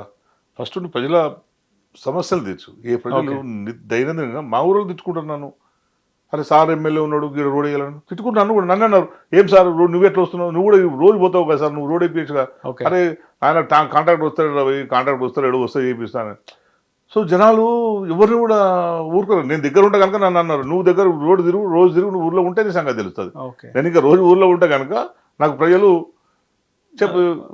యాక్సెస్ ఉంటుంది నాకు. అసలు నీకు నియోజకవర్గం ఉండవు, ఊర్లోకి రావు, వస్తే మంది తీసుకొని పోతావు, లేకపోతే ఒక్కడు వస్తావు, ఎవరు చెప్పకుండా వస్తావు. ఒక ఆయన కాకుండా ఇంకెవరైనా చూస్తారా నియోజకవర్గాన్ని? ఇక అందరు చూస్తారు, బ్యాక్ ఎండ్ లో అందరు చూస్తారు. పైసలు వసూలు చేసుకుడు, వాళ్ళ బామర్ది అదే పనిలో ఉన్నాడు, వాళ్ళ బ్రదర్ కూడా ఉంటాడు కదా. బిడ్డనేమో ఈ మధ్య హైదరాబాద్ ఏదో అక్కడ ఇక్కడ నిమ్స్ అక్కడ ఇక్కడ అన్ని పోస్టింగ్లు అవన్నీ వాళ్ళు చూసుకుంటున్నారు అంటారు. సో అదే పనిలో ఉన్నారు వాళ్ళందరూ కూడా. ఓకే. పోస్టింగ్లు అంటే అధికారుల బదిలీలు, నీకు టెండర్లు, మెడికల్ ఆఫీసర్ టెండర్లు. సో దీని కూడా ఫ్రీగా జరగదు అక్కడ, అన్నిటికో రేటు ఉంటుంది. ఓకే. ఆ రేటు మరి అంత సరసమైన ధరనే, మరి డిమాండ్ కూడా కాదంట. ఎవరు వెళ్ళా కూడా మామూలుగా సరసమైన ధరలో పని చేసుకుంటారట వాళ్ళు. అంటే సరసమైన ధర అంటే అంటే వాడు ఎక్కువ డిమాండ్ పెట్టకుండా ₹1,00,00,000 అట్లా పెట్టకుండా వాళ్ళు సరే ఎంత 50, 60 ఎంత కొంత చేసుకొని పోస్టింగ్. ఆయన ఆరోగ్య శాఖ మంత్రిగా ఉంది కాబట్టి ఫ్యామిలీ అంతా ఇక అంతే కదా. ఇంతకుముందు ఉన్నప్పుడు కూడా అంతే కదా. ఇంతకుముందు అల్లుడు తమ్ముడు, ఇప్పుడు కూడా ఒక్కొక్కరు ఒక దగ్గర ఆఫీసులు ఓపెన్ చేసిండు. బయటకు వస్తాయి ఇంకొస్తాయి మెల్లగా వస్తాయి కానీ ఓకే ఓకే తమ్ముడు ఓ దగ్గర ఆఫీస్ ఓపెన్ చేసిండు, బామ్మడి ఒక దగ్గర ఆఫీస్ ఓపెన్ చేసిండు, బిడ్డ ఓ దగ్గర ఆఫీసులు ఓపెన్ చేసిండ్రు. సో ఇవన్నీ ఏం చేస్తారు? తమ్ముడు కూడా హైదరాబాద్ లోనే ఉంటాడు అందరు ఇక తమ్ముడు బీజేపీలో ఉండే గెలిచిన తర్వాత కాంగ్రెస్ వచ్చిండు మళ్ళా. ఓకే. సో అది ఇప్పుడు ఆయన ఏం గెలిచాడు ఆయన ఏం లేదు, ఆయన కూడా జైరాబాద్ లో ఎమ్మెల్యేగా పోటీ చేసిండు ఓకే బీజేపీ తరఫున. ఓన్ బ్రదరా? మా ఓన్ బ్రదర్. మొన్న ఎలక్షన్స్ ఓకే. సో ఇప్పుడు గెలిచిన తర్వాత మళ్ళీ ఈయన దగ్గరకు వచ్చిండు. సో అంతా మొదటి నుంచి వాళ్ళ ఫ్యామిలీ అంతా ఆందోళన మీదనే గెలవడం, తర్వాత అక్కడి నుంచి వసూలు చేసుకోవడం. సో మీది కూడా నెగిటివ్ ఆందోళన? నాదే నెగిటివ్ ఆందోళన, వాళ్ళది కాదు. వాళ్ళది కాదు. ఎక్కడ వాళ్ళది? ఎక్కడో వాళ్ళు మహారాష్ట్ర వాళ్ళది, మహారాష్ట్ర నుంచి వచ్చిన సెటిలర్స్ వాళ్ళు. ఓకే. మా ఆందోళన కాదు వాళ్ళది. కానీ ఎప్పటి నుంచో దామోదర రాజనరసింహ ఆందోళన నుంచి ఎస్టీ నియోజకవర్గాల్లో నీకు చైతన్యం ఉన్నోడు, డబ్బులు ఉన్నోళ్ళు ఎవరు లేరు కనుక బయట నుంచి తీసుకొచ్చి పెట్టారు. ఓకే. అప్పుడు ఆయన మొదటి నుంచి కూడా ఆందోళన కాదు వాళ్ళది? ఆందోళన కాదు, ప్రాపర్ ఆందోళన కాదు. ఓకే. రాజకీయాలు అంటే ముందు ఎక్కడ తెలంగాణలో? కాదు వాళ్ళ ఫాదరు అంటే నాకు తెలియదు, వాళ్ళ ఫాదరు అక్కడ ఎన్టీఆర్ వీళ్ళకు షాప్ ఉంది, లెదర్ కాదు ఏమంటారు, లెదర్ చెప్పుల షాప్. ఓకే. షాప్ ఎక్కడ ఉంది? వాళ్ళు యాక్చువల్ మూసి ఎస్సీలో కూడా మాదే కాదు, మీరు అందరు మాది అంటారు కానీ ఓకే. ఎస్సీలో కూడా మాదే కాదు, మాది ఉపకులం. ఓకే. మాదిగలు కూడా ఓన్ చేసుకోవడం. కృష్ణమాదిగ తెచ్చండి కదా, మాదిగ కాదు మాదిగ ప్రాతినిధ్యం వహిస్తుండని చెప్పి కృష్ణమాదిగ కూడా మొన్న ఓకే దామోదర మా ఒరిజినల్ మాదిగకు కావాలని చెప్పి గొడవ చేస్తాను కదా, లక్ష్మణ్కి ఇచ్చిండ్రు. ఓకే. క్యాబినెట్ అల్లూరి లక్ష్మణ్కి ఇచ్చిండ్రు. మావాడు కాదు అయినా మా ప్రతినిధి కాదంటే లక్ష్మణ్కి ఇచ్చిండ్రు. ఓకే. సో అక్కడ ఏదో షాప్ ఉండే అంటే అట్లా అప్పుడు ఇక్కడ ఆందోళన నియోజకవర్గమేనా ఎవరి షాపు? కాదు అది హ్యాబిట్స్ లో సిటీలో ఉంటే అప్పుడు ఏదో కాంగ్రెస్ లో అవకాశం వస్తే ఆయన తీసుకుపోయి ఆందోళన నుంచి పోటీ చేయించారు అని అంటారు. రాజశేఖర రెడ్డి హయాంలోనే ఇప్పుడు 70s లో వాళ్ళ ఫాదర్ పోయిండు. వాళ్ళ ఫాదర్ అక్కడ కొంచెం షాప్ ఉన్నది కనుక కొంచెం డబ్బులు ఉన్నాయని చెప్పి ఎవరు రిఫర్ చేసినారు చిరటి కంటే ముందు ఎవరు. సో అట్లా రిఫర్ చేసి అక్కడ పోటీ చేసిండు. తర్వాత ఇక ప్రాపర్టీస్ బాగా సంపాదించుకున్నారు. తర్వాత ఈయన ఎంటర్ అయ్యిండు. ఫాదర్ చనిపోయిన తర్వాత ఈయన వచ్చిండు అనేది. ఆందోళన నియోజకవర్గం 2009 ముందు కూడా ఉందా డిలిమిటేషన్ లో ఏర్పడిందా? ఉన్నది. మీకు ఊహన్నప్పటి నుంచి ఎవరు ఎమ్మెల్యే ఆందోళన? ఆయన వాళ్ళ ఫాదరు రాజయ్య, బాబు మోహన్. ఓకే. బాబు మోహన్ రైట్. ఆయన టీడీపీలో ఉన్నాడు, ఆ తర్వాత బీఆర్ఎస్. రాజయ్య ఉండే, రాజయ్య తర్వాత బాబు మోహన్ వచ్చిండు. ఓకే. సో బాబు రాజయ్య ఆ తర్వాత సిద్దిపేట ఎంపీగా రాజయ్య ఎంపీగా పోటీ చేసిండు. తర్వాత బాబు మోహన్ వచ్చిండు. ఓకే. అయితే మీ గురించి మాట్లాడుకోవాలంటే మీరు ముందు నుంచి జర్నలిస్టే, తర్వాత మీకు అంటే సామాజిక అవగాహన బాగున్నది. 2001లో తెలంగాణ జర్నలిస్ట్ ఫోరం పెట్టినారు, ఆ తర్వాత మీరు జెడ్పీటీసీగా గెలిచినారు. 2018లో అంటే సిట్టింగ్ ఎమ్మెల్యేగా ఉన్న బాబు మోహన్ని కాదని మీకు ఎట్లా ఇచ్చినారు టికెట్? అంటే నాకు అంతకుముందు నుంచే కేసీఆర్ సార్ నాకు పోటీలో కూడా అడిగారు. ఓకే. అడిగినారు. పోటీలో కూడా నాకు అవకాశం ఉండే. ఓకే. నేను చొరవ తీసుకోలేదు. ఓకే. కానీ ఉద్యమంలో బాగా పార్టిసిపేట్ చేసి నాకు పల్లెరావుకి టికెట్ ఇస్తా అని చెప్పి సారు చెప్పాడు, కేసీఆర్ గారు పోటీలో చెప్పాడు. ఓకే. మీరు జర్నలిస్టుల నుంచి ఇద్దరికి ఇస్తాను నేను అని చెప్పి కేసీఆర్ సార్ చెప్పాడు. ఓకే. మేము దాన్ని నేనే సీరియస్ తీసుకోవాలి వద్దనుకున్నాం. ఓకే. ఎందుకంటే మేము ఉద్యమంలో ఉన్నప్పుడు ఎమ్మెల్యే కూలికి చాలా మంది ఉంటారు కదా, మీరందరూ ఎమ్మెల్యే కావడానికి ఇది చేస్తున్నారు అది అంటే ఓకే మేము మాట చెప్పినాం. ఓకే. ఓకే. మేము ఫస్ట్ ఎలక్షన్లో తెలంగాణ రావడమే ఫస్ట్ ప్రయారిటీ. ఓకే. తెలంగాణ రావడమే ఫస్ట్ ప్రయారిటీ. తెలంగాణ వచ్చిన తర్వాత నెక్స్ట్ టైం అయినా ఆలోచిద్దాం తప్పించి ఫస్ట్ ఎలక్షన్లో పోటీ చేయమని చెప్పి మేము చెప్పినాం. సో అందరికి మేము ఆ మాట ఇచ్చిన తర్వాత మేము అందరం చాలా సీరియస్గా పనిచేసినాం.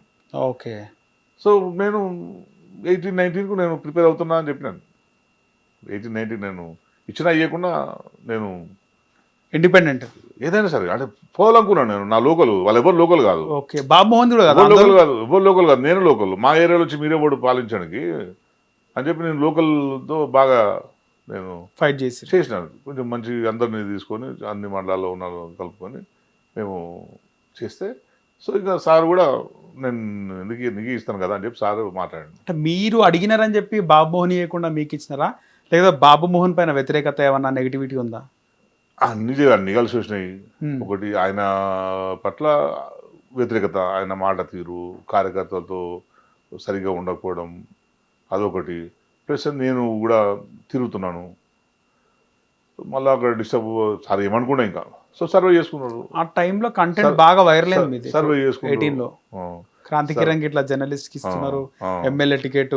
బాబు అంటే నేను తిరగడం మొదలుపెట్టాను. అందరి పెద్ద మనుషులను కలవడం, నేను పోటీ చేస్తాను, సహకారం కావాలి అంటే అందరూ కూడా నాకు కొంచెం పాజిటివ్గానే ఉంది. కానీ తెలంగాణ వచ్చిన కొత్తలో అన్ని వర్గాల వారికి కేసీఆర్ గారు అంటే ఉద్యమం చేసిన స్వామి గౌడ్ గారు, టీఎన్జిఓ శ్రీనివాస్ గౌడ్ గారు ఒక ఆయనని చైర్మన్ చేసి, ఈయనను ఎమ్మెల్యే చేసి, మంత్రి చేసి, విద్యార్థి నాయకుడు ఉన్న బల్క సుమన్కి ఎంపీ ఇచ్చి, ఒక విద్యార్థి బాలకృష్ణనే కాదు, ఎవరు బాబా ఫసీద్దీన్కి డిప్యూటీ మేయర్ ఇచ్చి, కిషోర్కి గాదరి కిషోర్, గాదరి కిషోర్ కూడా ఇంకా చాలా మంది కార్పొరేషన్లు ఇచ్చారు కదా. చాలా మంది కార్పొరేషన్ ఉన్న చాలా మందికి ఇచ్చారు. బొంతు రామ్మోహన్కి మేయర్ ఇచ్చారు. అన్ని రకాల అన్ని పనిచేసిన ప్రతి ఒక్కరికి కూడా ఆ వేరే పార్టీల నాయకులు మాట్లాడుకున్నారు. అంటే ఎన్ఎస్ఏ కానీ అప్పుడు ఉన్నటువంటి టీడీపీ టీఎన్ఎస్ఎఫ్ కానీ విద్యార్థులకు వాళ్ళ విద్యార్థి నాయకులకు మంచి అవకాశాలు ఇచ్చింది కేసీఆర్, మీరు ఇస్తలేరు అని. అంటే కేసీఆర్ గారు ఉద్యమంలో ఉన్న వాళ్ళందరికీ అవకాశం ఇచ్చాడు. ఇప్పుడు ఏం చేస్తాం, ఇప్పుడు ఎమ్మెల్యే ఒక నియోజకవర్గంలో 3 ఉద్యమకాలు ఉంటే వరకు ఇస్తారు, 3కి వేయలేరు కదా, రైట్, ఒకరికి ఇస్తారు. సో మ్యాక్సిమంగా నేను నా అబ్జర్వేషన్ అంటే నేను టీఆర్ఎస్ ఎమ్మెల్యే కాకుండా తెలంగాణ రాష్ట్రం వచ్చిన తర్వాత కాంగ్రెస్ పార్టీకి మిగతా పార్టీ కంటే ఎక్కువ కూడా ఉద్యమకారులకు ఎక్కువ పదవులు ఇచ్చింది కేసీఆర్ గారు, ఇంక్లూడింగ్ అప్పుడు నేను కూడా ఉన్నాను. నేను ఇంకా రాజకీయాల్లో లేను కానీ నేను మీడియాలో ఉన్నాను కదా. కోదండరాం గారిని కూడా ఎంపీ పోటీ చేయమని అడిగింది సార్. ఎక్కడి నుంచి? సికింద్రాబాద్ నుంచి. ఓకే, అడిగాను సార్. మల్లెపల్లి లక్ష్మి అని అడిగాడు, గంట చక్రపాణి అడిగాడు. ఓకే. సో ఇంటలెక్చువల్ సెక్షన్స్ ఎవరైతే ఉన్నారో వాళ్ళందరూ కూడా సార్ ఏదో రకంగా ఆఫర్ చేశాను. నేను కూడా 2014లోనే గద్దరన్నకు కంటోన్మెంట్ సీటు 14లో నేను మాట్లాడినా. కేసీఆర్ సార్ చెప్తారు కదా, చాలా మంది తెలియదు. కేసీఆర్ గద్దర్ గారిని బయట కూర్చోబెట్టారు, అది చెప్తున్నారు. ఇవన్నీ ఏంటంటే కేసీఆర్ గద్దర్ కన్నా ఏం చేసాడంటే సరే అది వేరే సాంశం కావచ్చు. కానీ 14లో ఓ రోజు రాత్రి 10 గంటలకు 9:30 ఫోన్ చేసి గద్దర్ అన్నకు కంటోన్మెంట్ ఇద్దాం, ఫోన్ చేసి మాట్లాడు. ఓకే, మాట్లాడు అన్నాడు. మీరు మాట్లాడిరా? మాట్లాడినాను నేను గద్దర్ గారితో. వద్దన్నాడు. ఏమన్నాడు? వద్దురా అన్నాడు. లేదన్నా సూర్యం పెడదాం అన్న. వద్దురా, ఇంకా గట్టి ఫోన్ ఇంకా చెప్పినా కదా, వద్దని చెప్పినా కదా, ఎందుకంటే నాకు కొంచెం చనువు ఎక్కువ ఉంటుంది. ఓకే, అరే చెప్పినా కదా ఒకసారి, వద్దని చెప్పిన నాకు పార్టీకి వద్దు, దొరకు థ్యాంక్స్ అని చెప్పు. దొర అంటే కోపూసి అంటాడు, కోపూస్తే అడిగి నేను థ్యాంక్స్ అని చెప్పు, నేను చేయను గద్దరన్న. వాస్తవం. అంటే బీఆర్ఎస్ నుంచి టీఆర్ఎస్ నుంచి ఎందుకు పోటీ చేయాలన్నా? టీఆర్ఎస్ నుంచి లేదు, అంటే ఆ పార్టీ నుంచి ఎందుకు పోటీ చేయాలన్నా? గద్దరన్న అంటే అట్లా కాదు, ఆయన కూడా తెలంగాణ ప్రజా ఫ్రంట్ అనే ఒక పార్టీ పెట్టి పార్టీ నుంచి పోటీ చేద్దామని కాదు. గద్దరన్న అప్పటికి మావోయిస్ట్ పార్టీతో ఉన్నాడు. ఓకే. సో వాళ్ళు ఎలక్షన్కు వ్యతిరేకం. సో ఎందుకంటే బయట కూడా ఇప్పుడు మావోయిస్ట్ పార్టీ కూడా కొంచెం ఇది కనుక నేను చెప్తాను, వాస్తవం అది. సో తను మావోయిస్ట్ పార్టీతో ఉండే. ఓకే. సో మావోయిస్ట్ పార్టీ దానికి వ్యతిరేకం కదా ఎలక్షన్ రావడానికి. సో తను మళ్ళీ పార్టీ అడగాలి ఇవన్నీ ఎందుకు అని వద్దనుకున్నాడు, అంతే, సింపుల్. ఓకే. అందరికీ ఏముంది, అందరు తెలంగాణ వచ్చిన సాటిస్ఫాక్షన్తోనే అదే మైకంలో ఉన్నారు తప్పించి పోటీ చేయాలి, నిజమైన ఉద్యోగాలు ఎవరు పదవులు రావాలనే ధ్యాసతో ఆ టైంలో లేదు. హ్యాపీగా ఉన్నారు అంతే అంతే ఏముంది చాలా అనుకుంటూ 2-3 సంవత్సరాలు చారిత్రాత్మక అంతే కదా. మన కళ్ళ ముందు ఒక విజయాన్ని చూసినాం కదా, రైట్, మన కళ్ళ ముందు ఒక విజయాన్ని చూసినాం కదా, కొట్లాడినాము, మన కళ్ళ ముందు చచ్చిపోయిన చూసినాం, ఇంత పెద్ద ఫైట్ చూసినాం, లక్షల మంది 1000 మంది ఇట్లా గుడి చూసినాం. సో ఆ సాటిస్ఫాక్షన్తో ఉండే కనుక తను కూడా వద్దన్నాడు. సో దాంతో చాలా మంది చెప్తున్నారు కదా మిగతా ఉద్యమకారులు అందరూ రావంటే మరి చెప్తున్నారు కదా, ఒక నియోజకవర్గంలో 3 ఉద్యమకారులు ఉంటే ఎంతమందికి ఇస్తాడు కేసీఆర్ సార్? అదే గద్దర్ గారు వద్దనేసిన తర్వాత ఇంకా మళ్ళీ మీరు అడగడము, నేరుగా కలవడం ఇవన్నీ ఏం లేవు ఇంకా? నేను కలుస్తుంటలేదు అన్నారా? డైరెక్ట్ కలిసినప్పుడు మీరు ఎందుకు వద్దంటున్నారు అన్న అని చెప్పేసి గద్దర్ గారు? నాకు తెలుసు కదా విషయం, చెప్తే విషయం అంటే అయిన తర్వాత నాకు రెగ్యులర్ ఆఫీస్కి వస్తుండే కదా గద్దర్ అన్న. కానీ ఆయనకి ప్రత్యక్ష రాజకీయాలు ఎమ్మెల్యే కావాలని ఇవన్నీ ఏం లేవు ఆయనకు. అసలు ఆయనకు పదవుల మీద ధ్యాస ఏం లేదు, పదవులు ఉండాలని ఆయనకు లేదు. ఆయన లక్ష్యం, ఆయన లక్ష్యం కోసం ఒక విశాలమైన జనాల్ని గ్యాదర్ చేద్దామని ప్రయత్నం చేశాడు తప్పించి ఆయన పదవులు అనుభవించే ఉద్దేశంతో ఎప్పుడూ లేదు. ఆయన కనుక మేము 2011-10 ప్రాంతంలో మస్తు ప్రెషర్ చేసినాం, నువ్వు పార్టీ పెట్టన్నా, నువ్వు పార్టీ పెట్టు. మేమందరం 2012-11 తెలంగాణ ప్రజా ఫ్రంట్ అని పెట్టినటువంటి పార్టీ, ప్రజా ఫ్రంట్ కంటే ముందు కూడా ఓకే ప్రజా ఫ్రంట్ పార్టీని చేయాలని చెప్పి అన్నాం. ఓకే ఇంకా ప్రజా ఫ్రంట్ ఏర్పడలే. ఏర్పడలేదు. ప్రజా ఫ్రంట్ ఏర్పడక ముందే చాలా చర్చలు జరిగినాయి. ఓకే అన్న నువ్వు ఇట్లా కాదు అంటే లేదు మా పార్టీ అది కాదన్న. మీ పార్టీ అది కాదన్న. మరి పార్లమెంట్లో బిల్లు పడ్డా అంటున్నారు. పార్లమెంట్లో బిల్లు పడ్డాడు ఎవరు పెట్టాలి? ఓకే పార్లమెంట్లో బిల్లు పెట్టాలంటే నీకు ఎన్నికల ద్వారానే సాధ్యం అది. అవును. మరి డిమాండ్ చేయడం ఎందుకు చేస్తున్నారు? మరి కొట్లాడు తీసుకోండి. అట్లా కాదన్న అంటే మేము కూడా వితండవాదానికి ఇచ్చినాం. అది కాదు ఇక కాదు వదిలిపెట్టు, పార్టీలు వాళ్ళు వింటలేరు వాళ్ళు అన్నకుండే పార్టీ పెట్టాలి. నువ్వు పార్టీ పెట్టుంటే గద్దరన్న 14లో మినిమం 52 సీట్లు వస్తుండే. 50 వస్తుండే. ఓకే బాగా కొడుతుండే. కానీ అప్పుడు ఆ టైంలో వాళ్ళు నిర్ణయం తీసుకోవడం తప్పు నిర్ణయం తీసుకోవడం. డబ్బులతో కూడా పని కదన్నా. గద్దర్ గారు ఎక్కువగా తెలంగాణ ఉద్యమం నువ్వు 14లో కేసీఆర్ సార్ ఏం డబ్బులు పెట్టుడు ఏమున్నాయి పాపం? 14లో ఏముండే సార్కి? ఏం లేదు కదా. కాంగ్రెస్ పార్టీ అప్పటికి అధికారంలో ఉన్నది కదా 10 ఏళ్ళు. కేసీఆర్ సార్ ఉద్యమం చేసి అది చేసి మొత్తం డ్రై కదా. సో ప్రతి సందర్భంలో డబ్బులే పనికొస్తాయని మనం అనుకుంటున్నాం. సో అట్లా గద్దరన్న అట్లా. కానీ ఆ తర్వాత ఎందుకు హెసిటేట్ చేసిన కలవడానికి, బయట వెయిట్ చేయించడం? అంటే ఆయన బయట అక్కడ వెయిట్ చేసింది ఒక్కసారి వైరల్ అయింది, కానీ చాలాసార్లు గద్దర్ గారు కలవడానికి పోతే కలవలేదు. ఆ రోజు మొండికేసి పక్కన మెడికల్ షాప్ అయినా చేరిస్తే కూర్చుండు ప్రగతి భవన్ దగ్గర అని చెప్పి. మెడికల్ షాప్ లేదు కదా, ఆ పక్కన ఏటీఎం ఎవరో చేరిచ్చినారు, చేరిపోయిన కూర్చుంటారు. ఏదైనా కానీ ఓకే, అది ఒక దురదృష్టం. గద్దరన్నను అట్లా కూర్చోవడం అనేది కూడా ఎందుకు కలవలేదు? అది ఏం జరిగింది అనేది నేను కూడా అసలు ఆ ఫోటో ఒకటి దీని వెనకాల ఉన్న కుట్ర నేను చెప్పగలుగుతాను. అసలు గద్దరన్న వచ్చి కూర్చున్నాడు ఫోటో చనిపోయినాక ఎందుకు రిలీజ్ చేసినారు? సరే అనుకుందాం, ఓకే సరే అనుకుందాం. గద్దరన్నను కేసీఆర్ కలలేడు. గద్దరన్న చనిపోయిన వెంటనే ఎందుకు ఫోటో రిలీజ్ చేయాలి? నన్ను గలలేడు, గద్దరన్న గలలేడు అంతకుముందు ఎందుకు వీళ్ళు మాట్లాడలేకపోయారు? సో దాని వెనకాల గద్దరన్న అట్లా ఫోటో చేయడం వెనకాల మోటివ్స్ ఉన్నాయి. ప్లస్ ఇంకోటి ఏంటంటే నాకున్న సమాచారం మేరకు ఓకే గద్దరన్న అట్లా వచ్చి వెయిట్ చేసిపోయిన తర్వాత కేసీఆర్ గారు ఫోన్ చేసి అన్న అట్లా వచ్చి రావడం ఎందుకన్నా నేను మాట్లాడతా కదా, ఎందుకంటే కాదు చిన్న విషయం కోసం నువ్వు ఎందుకు వస్తావు నువ్వు? ఓకే అది ఏదో చిన్న ఏదో వాళ్ళ ఊర్లో ఏదో ఆయన లిఫ్ట్ కోసం అది నేను చెప్తాను చెప్పినా కదా ల్యాండ్ది, నువ్వు దాంతో చిన్న దానికోసం ఎందుకన్నా నేను పిలిపించుకుంటాను మాట్లాడతా నీతో అని కేసీఆర్ సార్ కూడా మాట్లాడింది అని నాకు సమాచారం. ఓకే గద్దరన్నతో అది అయిపోయింది. అది వీళ్ళు వాడుకొని గద్దరన్న గల్లలేడు అని ఒక రకమైన గద్ద మొత్తం దాన్ని వ్యతిరేకం చేసి పెట్టే ప్రయత్నం చేశారు. దానివల్ల ఇక గద్దరన్న అందరు సెంటిమెంట్ కదా, మాకు మేము టీఆర్ఎస్లో ఉన్నా మాకు సెంటిమెంట్, ఆయన లేదు మేము లేవు అందరి మనిషి అయినా. సో అందరూ కూడా హర్ట్ అయ్యారు ఆ విషయంలో. సో ప్రజలు కూడా కాంగ్రెస్ పార్టీ గెలవడానికి కూడా అది కారణం. అది ఓకే మొన్న గెలవడానికి గద్దరన్న ఫోటో పెట్టుకొని గెలిచారు వాళ్ళు. గద్దరన్న ఫోటో పెట్టుకొని గెలిచారు 100%. అది ఓకే. సో గద్దరన్న లాంటి లెజెండ్ని తెలంగాణ ఉద్యమకారిని కూడా అవమానించారని చెప్పి ప్రజలు ఎస్టాబ్లిష్ చేసి వాళ్ళ నుంచి ప్రయోజనం పొందే ప్రయత్నం చేశారు. ఆయన చనిపోయినప్పుడు కూడా రేవంత్ రెడ్డి టీపీసీ అధ్యక్షునిగా బాగా సపోర్ట్గా నిలబడ్డాడు. అట్లా కాదు, ఇప్పుడు మరి గవర్నమెంట్ గద్దరన్న ఆయన కలవద్దు అనుకుంటే అంత్యక్రియ ఎందుకు గవర్నమెంట్ లాంఛనాలతో చేస్తుంది? సో నువ్వు గద్దరన్న పట్ల కేసీఆర్ గారికి వ్యతిరేకత ఉంది అని అనుకుంటే ప్రభుత్వం ఎందుకు అధికార లాంఛనాలతో చేస్తుంది? చేయదు కదా. కేసీఆర్ సార్ వచ్చి చాలాసేపు కూర్చొని వాళ్ళని ఎందుకు ఓదారుస్తాడు? సో ఇవన్నీ అంటే తన చావుని రాజకీయంగా ఉపయోగించుకునే ప్రయత్నం చేశాను. సో ఇటువైపు నుంచి కూడా కేసీఆర్ను కలవలేడు అనేది గద్దరన్న ఒక్కగా, మిగతా వాళ్ళతో కూడా ఇష్యూస్ ఉన్నాయి కనుక దాన్ని మనం ఎందుకు జరిగింది ఏంది అనేది ఇక నాకు కూడా కొన్ని తెలిసాను కదా, కొన్ని బహిరంగ చెప్పాలి. ఎందుకంటే టికెట్ ఇస్తానప్పుడు ఇప్పుడు నేను అనుకుంటున్నాను మామూలుగా నేను టికెట్ ఇస్తానప్పుడు వద్దన్నాడు, నాతో ఏం పని అనుకోవచ్చు కదా. ఇప్పుడు మీ చెలుగు ఉంటుంది రైట్, టికెట్ ఇస్తా అంటే వద్దన్నాడు. మరి బహుశా అట్లా అనుకున్నాడేమో. నేను ఇప్పుడు అడగలేను, ఎందుకంటే నాకు కూడా చాలాసార్లు చెప్పిండు అరే కలవాలరా అంటే నేను కూడా చెప్తే ఏందంటే విషయం అంటే సీఎం నరసింహరావుతో కల్పించాడు. ఓకే ఏదో ఇష్యూ ఉంది ఇవాళ నరసింహరావుతో కల్పించాడు.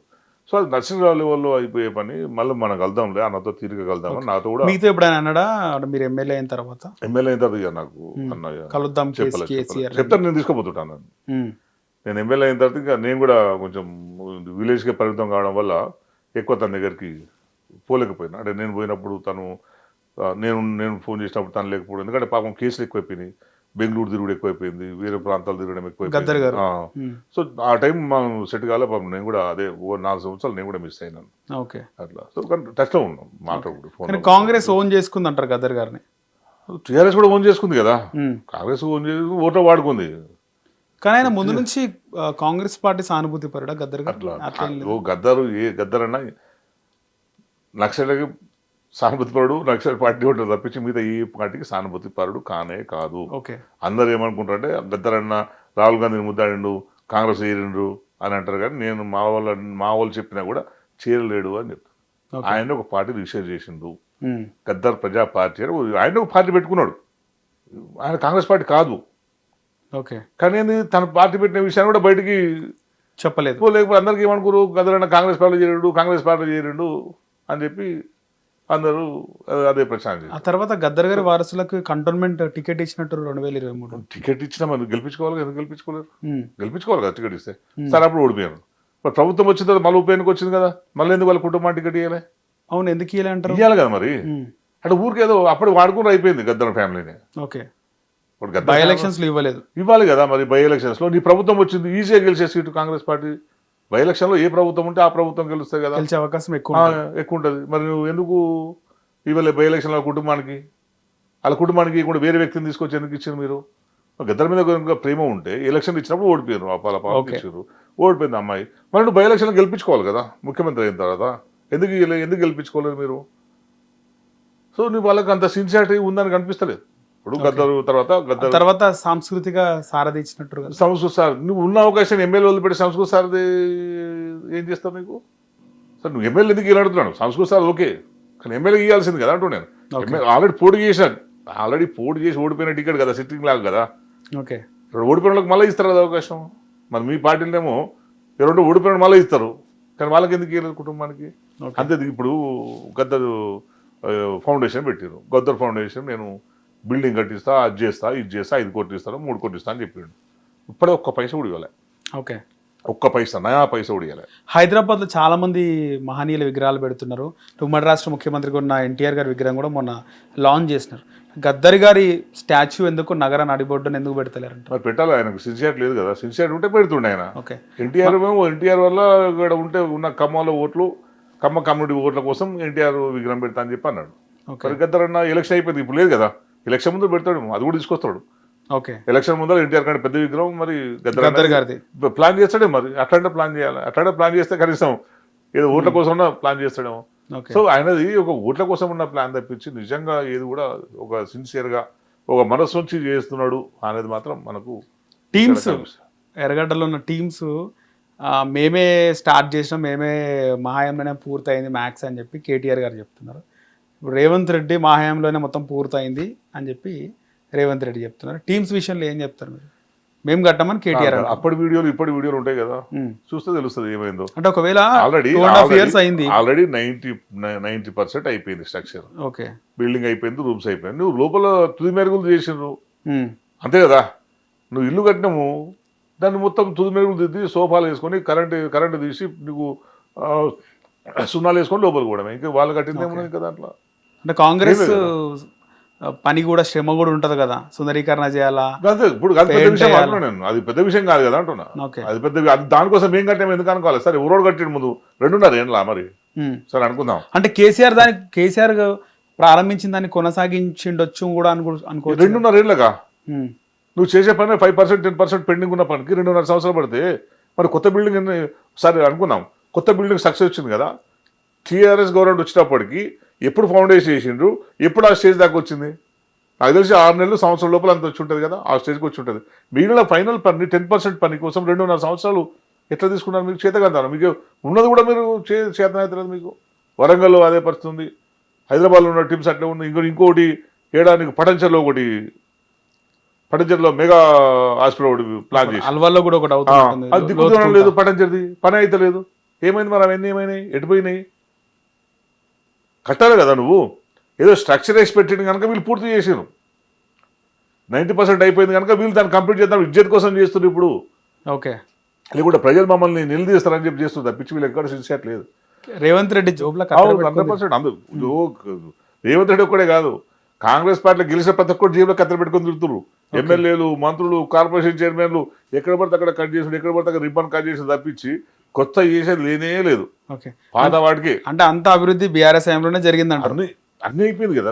వీళ్ళకి పైసలు సాంక్షన్ ఇస్తే కదా రోడ్లకి వేయడం దిక్కు లేకపోతే వీళ్ళకు.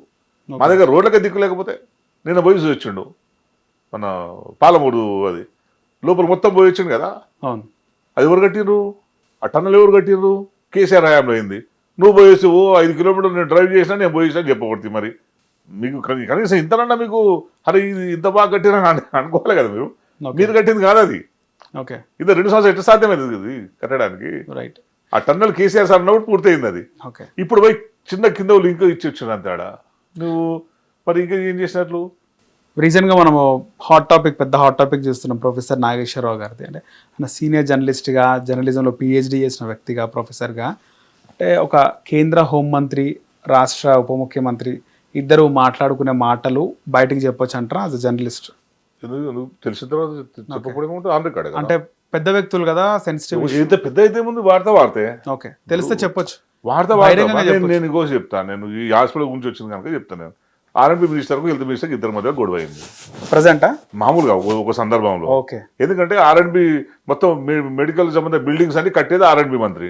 ఓకే, మెడికల్ మంత్రికి సంబంధం లేదు. ఓకే, ఆర్ఎండ్బి మంత్రి. ఈయన ఓన్లీ పోయి రిబ్బర్ కట్ చేయడం ఈయన డ్యూటీ.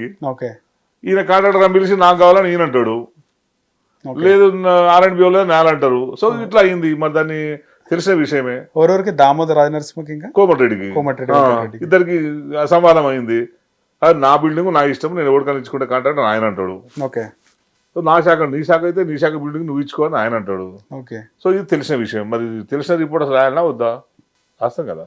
ఆయన కూడా జర్నలిజంలో సీనియర్, చాలా సోర్స్ ఉంటుంది. ఆయన ప్రొఫెసర్ పనిచేసాడు కనుక చాలా మంది ఆయన దగ్గర నేర్చుకున్న వాళ్ళు నేషనల్ వైడ్ చాలా మంది ఉంటారు. అంటే చెప్తే పవన్ కళ్యాణ్ అన్న చెప్పాలి, లేకపోతే పవన్ కళ్యాణ్ నీళ్ళంటారు, నాడు చెప్పుంటాడు, ఆయన నాలంటే ఆయన తీసుకుపోయి ఆయన చెప్పుంటారు కదా. ఓకే, ఇప్పుడు మరి నాకెవరు చెప్పుండాలి? ఇద్దరు మంత్రులు చెప్పాలి కదా, ఇద్దరు మాట్లాడారు కదా. అవును, మరి వాళ్ళు ఎవరితో చెప్పుకుంటారు, ఎవరితో చెప్పుకుంటారు, నుంచి సమాచారం వస్తుంది. అది అవునా కదా చెక్ చేసుకుంటారు. Okay, maybe. సో ఆ ఇష్యూ పెద్దగా అయిన తర్వాత ఇక్కడ నాగేశ్వరరావు గారు మాట్లాడిన మాటలు వైరల్ అయినాయి, పెద్దగా అయినాయి. గొడవ అనేది నడుస్తుందంట 2 వర్గాలకు సంబంధించి. పవన్ కళ్యాణ్ ఫ్యాన్స్ బాగా ట్రోల్ చేసి ఇవన్నీ జరిగే టైంలో అంటే professor Nageswararao Telangana journalist, Telangana professor అయినా తెలంగాణ వ్యక్తిని ఈ విధంగా చేస్తారని ఆ సెంటిమెంట్ తీసుకురావడం కరెక్ట్ కాదని కొంతమంది జర్నలిస్టులే. నేను అబ్జర్వ్ చేసింది అంటే నాగేశ్వరరావు గారు మాట్లాడిన దాంట్లో తెలంగాణ అంశం రాలేదు. రైట్. ఏ తెలంగాణ వాది కూడా దాన్ని వ్యతిరేకించలేరు.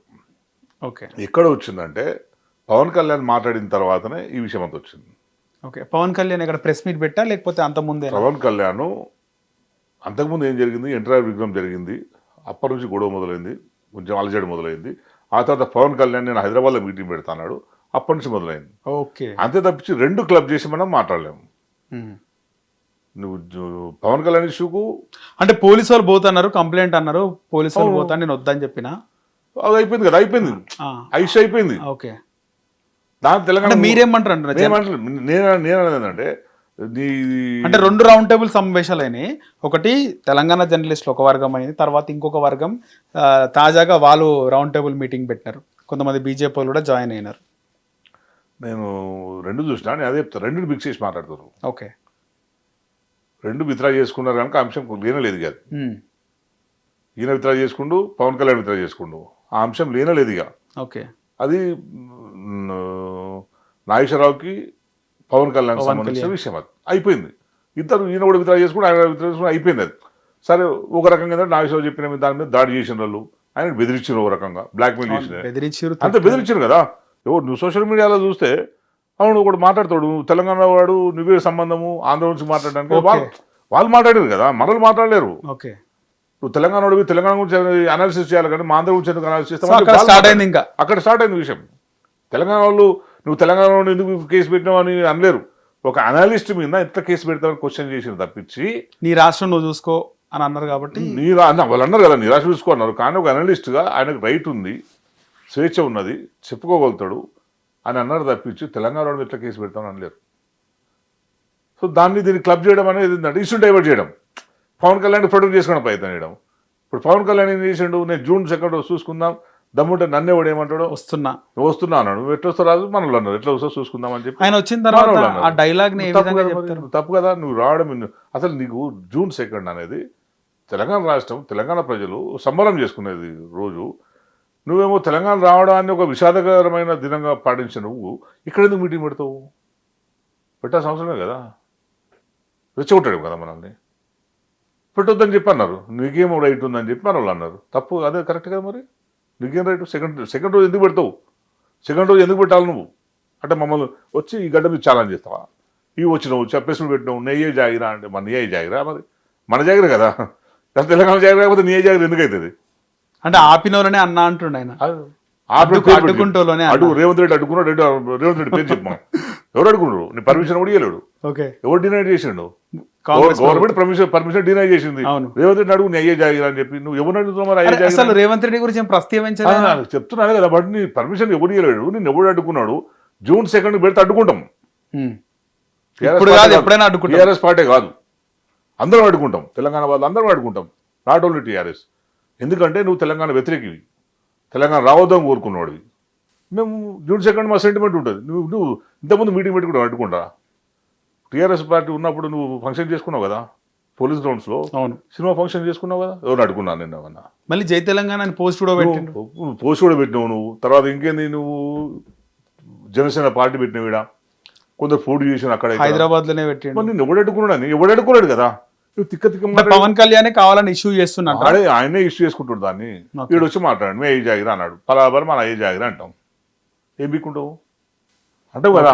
అంటారు నువ్వు నా జాగాలోకి వచ్చి, నా ఏరియాలోకి వచ్చి నువ్వు పని చేసుకో, మంచిగా ఫ్రెండ్షిప్ ఉందా కానీ నే జాగ్రత్త నువ్వు ఎందుకు రెచ్చగొట్టాలి ఇక్కడ ప్రజలను అంటున్నాను. ఓకే, ప్రజల్ని రెచ్చగొట్టి, నేను చెప్తున్నా కదా, ఇప్పటికీ ప్రజల్ని రెచ్చగొట్టి ప్రజల్ని విడదీసి వాళ్ళు లబ్ధి పొందామని చూస్తారు. ఇక్కడ హైదరాబాద్లో అల్లకల్లలో సృష్టించే ప్రయత్నం చేస్తున్నారు వాళ్ళు. సో దీని నుంచి అప్రమత్తం కావాలని చెప్పి తెలంగాణ వాళ్ళు చెప్తున్నారు. అంతే తప్పించి నువ్వు ఇక్కడ పని చేసుకోవడానికి, నువ్వు ఇక్కడ సినిమాలు తీసుకోవడానికి, షూటింగ్ చేసుకోవడానికి, నువ్వు షూటింగ్ చేసుకోలేవా? తెలంగాణ వచ్చేదారు చేసుకున్నావు కదా. ఎవరిని అడ్డుకున్నా నేను? తెలంగాణ వాళ్ళు వ్యాపారాలు చేసుకుంటారు కదా, ఎవరిని అడ్డుకున్నారా? అడ్డుకోలేరు కదా. మీ సినిమా థియేటర్ ఉన్నాయి, సినిమాలు మీరే ఉన్నారు, అన్ని మీరే చేస్తున్నారు, హోటల్స్ మీరు ఉన్నారు, ఇంకా చాలా హోటల్స్ వచ్చినాయి కదా. ఎవరు అడ్డుకున్నారా? ఎవరు అడ్డుకోలే. అంటే నువ్వు గెలికి వాసం చూస్తున్నావు. దీని వెనకాల స్ట్రాటజీ ఉందా? స్ట్రాటజీ ఉన్నది. హైదరాబాద్ మీద వాళ్ళ కన్ను ఏంటంటే కూటమి మీద మేబీ కూటమి మీద మొదటి నుంచి కూడా అందరికీ ఉన్నది, కాంగ్రెస్ పార్టీకి ఉన్నది, బీజేపీలోకి ఉన్నది, అందరికీ ఉన్నది. హైదరాబాద్ను ఎట్లాగా యూటీ చేయాలి. సో యూటీ చేయాలంటే దాన్ని ఏమవుతాయి? యూటీ చేస్తే ఇక మొత్తం దీని మీద హక్కు వాళ్ళకు ఉంటుంది కదా. తెలంగాణ ప్రజలకు ఏముంటుంది, జిల్లా చూసుకోండి, హైదరాబాద్ మీద ఏముండదు కదా. ఓకే, వాళ్ళకేంది, మొత్తం తెలంగాణ సస్యశ్యామలంగా ఉన్నది, మంచి కడుపు నుండి మంచి తినే పరిస్థితిలో ఉన్నారు తెలంగాణ ప్రజలు. ఇప్పుడు ఏంది, హైదరాబాద్లో ఉన్న రెవెన్యూ అంతా ఆగిపోతుంది, డ్యూటీ చేస్తే అయిపోద్ది కదా. ఓకే, ఇదే కరెక్ట్ టైం అంటారా? వాళ్ళు అట్లా టీఆర్ఎస్ ఎమ్మెల్యేలు, టీఆర్ఎస్ ఎంపీలు కూడా లేరు కదా. అంతే కదా, ఎవరు లేడు ఇప్పుడు వాళ్ళకి. అడేటోడు ఎవరు లేడు. ఒక టీఆర్ఎస్ ఎంపీ కూడా లేదు. ఒక్క ఎంపీ ఉంటే ఇప్పటిదాకా తెలిసేది. ఒక ఎంపీ, ఇద్దరు ఎంపీలు ఉన్నా కూడా నీకు పార్లమెంట్లో తెలిసేది. సో ఇట్లాంటి కుట్రలు జరుగుతున్నాయని ఇప్పటికే కాదు, తెలంగాణ రాష్ట్రం ఏర్పడిన నాటి నుంచి కూడా ఈ కుట్రలు జరుగుతున్నాయి. కేసీఆర్ గారు ఉన్నారు కనుక కేసీఆర్ దాన్ని తిప్పి కొట్టగలరు, కన్నెత్తి చూడకుండా అయిపోయారు. ఇప్పుడు ప్రమాదం ఉందంటారు, 100% ప్రమాదం ఉన్నది. అందరూ చాలా మంది ఏం చెప్తారు, ఇక మేధావులు ఏం చెప్తారు, టీఆర్ఎస్ లేదు కనుక ఇట్లుందని చెప్తారా అని అంటారు. మరి ఇప్పుడు ఈ ప్రమాద గంటకి లేనిది బాలసుబ్రహ్మణ్యం విగ్రహం ఎట్లా వచ్చింది, ఎన్టీఆర్ విగ్రహం ఎట్లా వచ్చింది, మా ఇల్లమ్మ విగ్రహం ఎందుకు పెట్టలేదు, గద్దరన్న విగ్రహం ఎందుకు పెట్టలేరు? ఎందుకు పెట్టారు? పెట్టాలి కదా. మరి మా తెలంగాణ పోరాడి జయశంకర్ విగ్రహం ఎందుకు పెట్టలేరు? తెలంగాణ కోసం పోరాటంలో విగ్రహాలన్నీ మరి ట్యాంక్ బండ్ మొత్తం నువ్వు ప్రతిష్ఠించాలి, ఎందుకు పెట్టలేవు మరి? సో నీకు తెలంగాణ ఆత్మ ఉన్నట్టు నీకు ఎక్కడ కనపడతలే కదా. ఓకే, అందుకే ఏంటంటే ఇప్పుడు కొంచెం దాన్ని అప్రమత్తం ఉండాల్సిన అవసరం అయితే ఉన్నది. ఏ పార్టీ అయినా సరే, నేను అదే చెప్తున్నాను, ఏ పార్టీలో అయినా సరే నువ్వు తెలంగాణ ఆలోచిస్తే దానికి సమాధానం దొరుకుతుంది. ఫ్యూచర్లో తెలంగాణలో జనసేన అంటే బీజేపీతో జనసేన, టీడీపీ ఈ కూటమి మళ్ళీ ఇక్కడ పోటీ చేసే అవకాశం ఉంటుందా? చెప్పలేము, ఎవరు పోటీ చేసుకోండి. ఇప్పుడు మనం అదే చెప్తున్నాను, ఇప్పుడు మనము ఇక్కడ వాతావరణాన్ని కలుషితం చేసుకోము. ఓకే, మనము ఇక్కడ శాంతి భద్రత సమస్యను సృష్టించుకునే ప్రయత్నం మనం చెయ్యం. ఓకే, మన ఇల్లు మన ఇంట్లో మనం ఎందుకు మంట పెట్టుకునే ప్రయత్నం చేస్తాం? ఆ ప్రయత్నం మనం చేస్తలేము. సరే అడ్జస్ట్ అయి ఉందాం అని చెప్పి ఉన్నాం. అయినా కూడా నీవు అంత అక్కస్ మీద అలగక్కి ప్రయత్నం చేస్తుంటే ఇంకా మరి ఎట్లుంటుంది? సో దాని నుంచి కొంచెం అప్రమత్తంగా ఉండాలనే అందరూ అనుకుంటున్నారు. అంటే సో గద్దర్ గారి గురించి ఆయన స్మారక అవార్డులు తెలంగాణలో నుంచి ప్రభుత్వం ప్రతిష్టాత్మకంగా గద్దర్ అవార్డ్స్ ఇస్తుంది. పవన్ కళ్యాణ్ గద్దర్ విషయం, గద్దరన్న యూట్యూబ్ మీరు అందరూ తెలంగాణలో చాలా విచిత్రం నాకైతే అసలు. వాడు ఇవాళ సోగిలో మాట్లాడుతున్నా పవన్ కళ్యాణ్ నాకైతే అర్థం కాలే. గద్దరన్న ఆయన గురించి బతుకున్నప్పుడు ఎటువేరు మీరంతా. మరి ఎవరు మరి వాడు ఎటుపోయిండు, వాడు ఏం చేసిండో నాకైతే అర్థం కాలే. ఆయనకు ఆటోలో తిరుగుతూ ఉంటే తిరగలేనురా తమ్మి అంటే కారు ఇప్పించిన. గద్దరన్న ఆటోలో బైక్ మీద తిరుగుతాడు. నేను కూడా బైక్ మీద తిరుగుతున్నా. మీ ఇద్దరం కలిసి బైక్ మీద పోతుండే. వీడి దాకా కాదు, నర్సాపూర్ దాకా పోతుంటే. ఎన్కౌంటర్ అయిందంటే నర్సాపూర్ దాకా బైక్ మీద 5-6 సార్లు పోయినాం మేము. ఓకే, గద్దరన్న ఓకే బైక్ మీద. సో నీకు కారే కావాలి, ఆటో కావాలి అనేది గద్దరన్న ముఖ్యం కాదు. అక్కడ ఉన్న పని ఉన్నప్పుడు పోవాలని అంతే. సో ఇది నాకు తెలిసి అంటే ఇది అహంకారంతో కూడిన మాటలు. మీకు తెలిసి ఆయన కార్ ఫైరింగ్ జరిగింది 1996లో. ఓకే, ఫైరింగ్ జరిగింది. ఓకే, జనసేన పెట్టింది ఎప్పుడు? మొన్న ఈ మధ్య కదా, 5 ఏళ్ళు అయిందా? 2014లో. మరి నీకు ఫైరింగ్ జరిగింది అప్పుడు 1996 అయితే నీ జనసేన పార్టీకి వచ్చి ఎట్లా వచ్చింది కదన్నా? అంటే దాదాపు 18 ఏళ్ళు అయింది. ఇట్లా వచ్చింది అలా పార్టీ ఎట్లా వస్తాడు నీ దగ్గరకు వచ్చి కార్ ఎట్లా? ఇప్పుడు ఎట్లా కార్ ఇచ్చినావు నువ్వు? సిగ్గు ఉండాలి. నువ్వు యాక్టర్, నువ్వు ఒక విచక్షణ ఉండి మాట్లాడాలి. నువ్వు గద్దరన్న మీద ఫైరింగ్ జరిగినప్పుడు గద్దరన్న ట్రీట్మెంట్ తీసుకొని నిమ్స్లోంచి బయటకు వచ్చి వేరే దగ్గర ఇంకో 2 నెలలు ఉన్నప్పటిదాకా గద్దరన్నను ఇక్కడ నుంచి ఢిల్లీ ట్రీట్మెంట్ కోసం ఫ్లైట్ ఎక్కించిన దాకా మేము ఉన్నాం. ఓకే, మరి నిన్ను ఎప్పుడు కలవలేవు, నువ్వు ఎప్పుడు కలిసినావు? మరి నీకు ఎప్పుడు కారు అడిగాడు నేను గద్దరన్న? సో అదంతా ఫేక్, అది తప్పది. ఇంకోటి ఏంటంటే గద్దరన్నకు కారు ఇచ్చింది కనకారెడ్డి అని, అక్కడ అప్పుడు ఎమ్మెల్యే ఏండో లేదు నాకు ఐడియా లేదు కానీ కనకారెడ్డి అని, మల్కాజ్గిరి ఎమ్మెల్యే కనకారెడ్డి చనిపోయిండు. కనకారెడ్డి ఇచ్చిండు కారు గద్దరన్నకు. ఈయన కాదు, ఆ కారు తిరిగేది కనకారెడ్డి కారు. ఇప్పటికి సూర్యం దగ్గర ఉంది ఆ కారు. ఎవరి దగ్గర ఉంది? సూర్యం దగ్గర ఉంది. మొన్న సూర్యంతో మేము మాట్లాడుకుంటున్నప్పుడు సూర్యం చెప్తుడు ఇక్కడ ఇచ్చిండు కారు కాదు నాన్న కారు, నేను వాడింది అదే కదా వాడుతున్నా, కనకారెడ్డి అంకులు ఇచ్చిండు కారు అని చెప్పి. ఈయన ఇచ్చిన కారు కాదు అది. ఓకే, ఏ ఇయర్ ఇప్పించిండు కనకారెడ్డి? ఆల్మోస్ట్ ఆల్ నేను చెప్పేది తెలంగాణ రాకముందే 2009లో పిఆర్బి నుంచి నించుండు ఆయన, ఓడిపోయినాడు కనకారెడ్డి.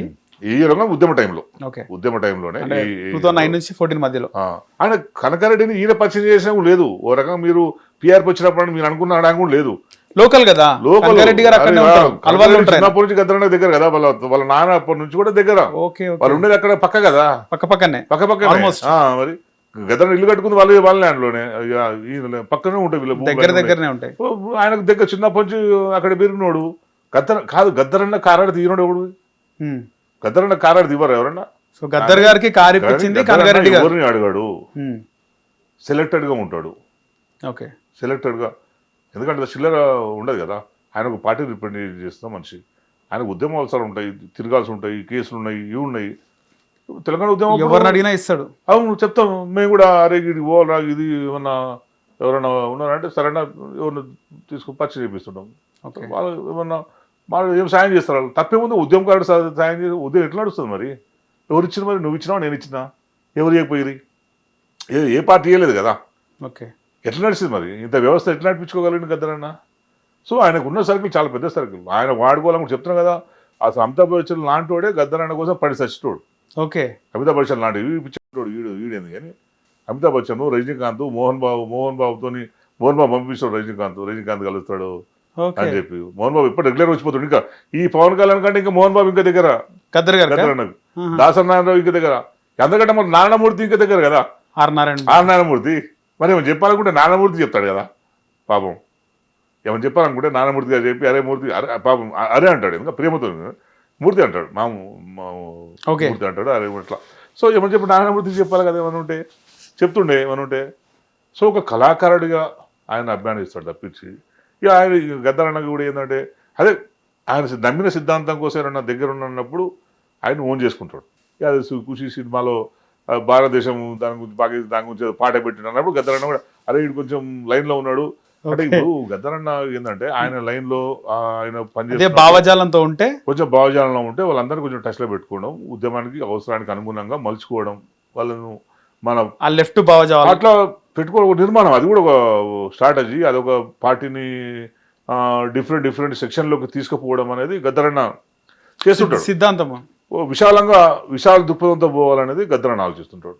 ఎప్పుడు ఒక గిరి గీసుకొని ఈ పరిధిలో ఉండాలి, వీళ్ళతో మాట్లాడాలి, వాళ్ళతో మాట్లాడాలి కాదు, ఎక్స్టెండ్ చేయాలి, భావజాలాన్ని వ్యాప్తి చేయాలి, పార్టీకి మంచి సపోర్టు తీసుకురావాలి అనే ఒక లక్ష్యం ఇప్పుడు గదరణ ఉండి ఉంటుంది మేము మాట్లాడుకుంటున్నప్పుడు.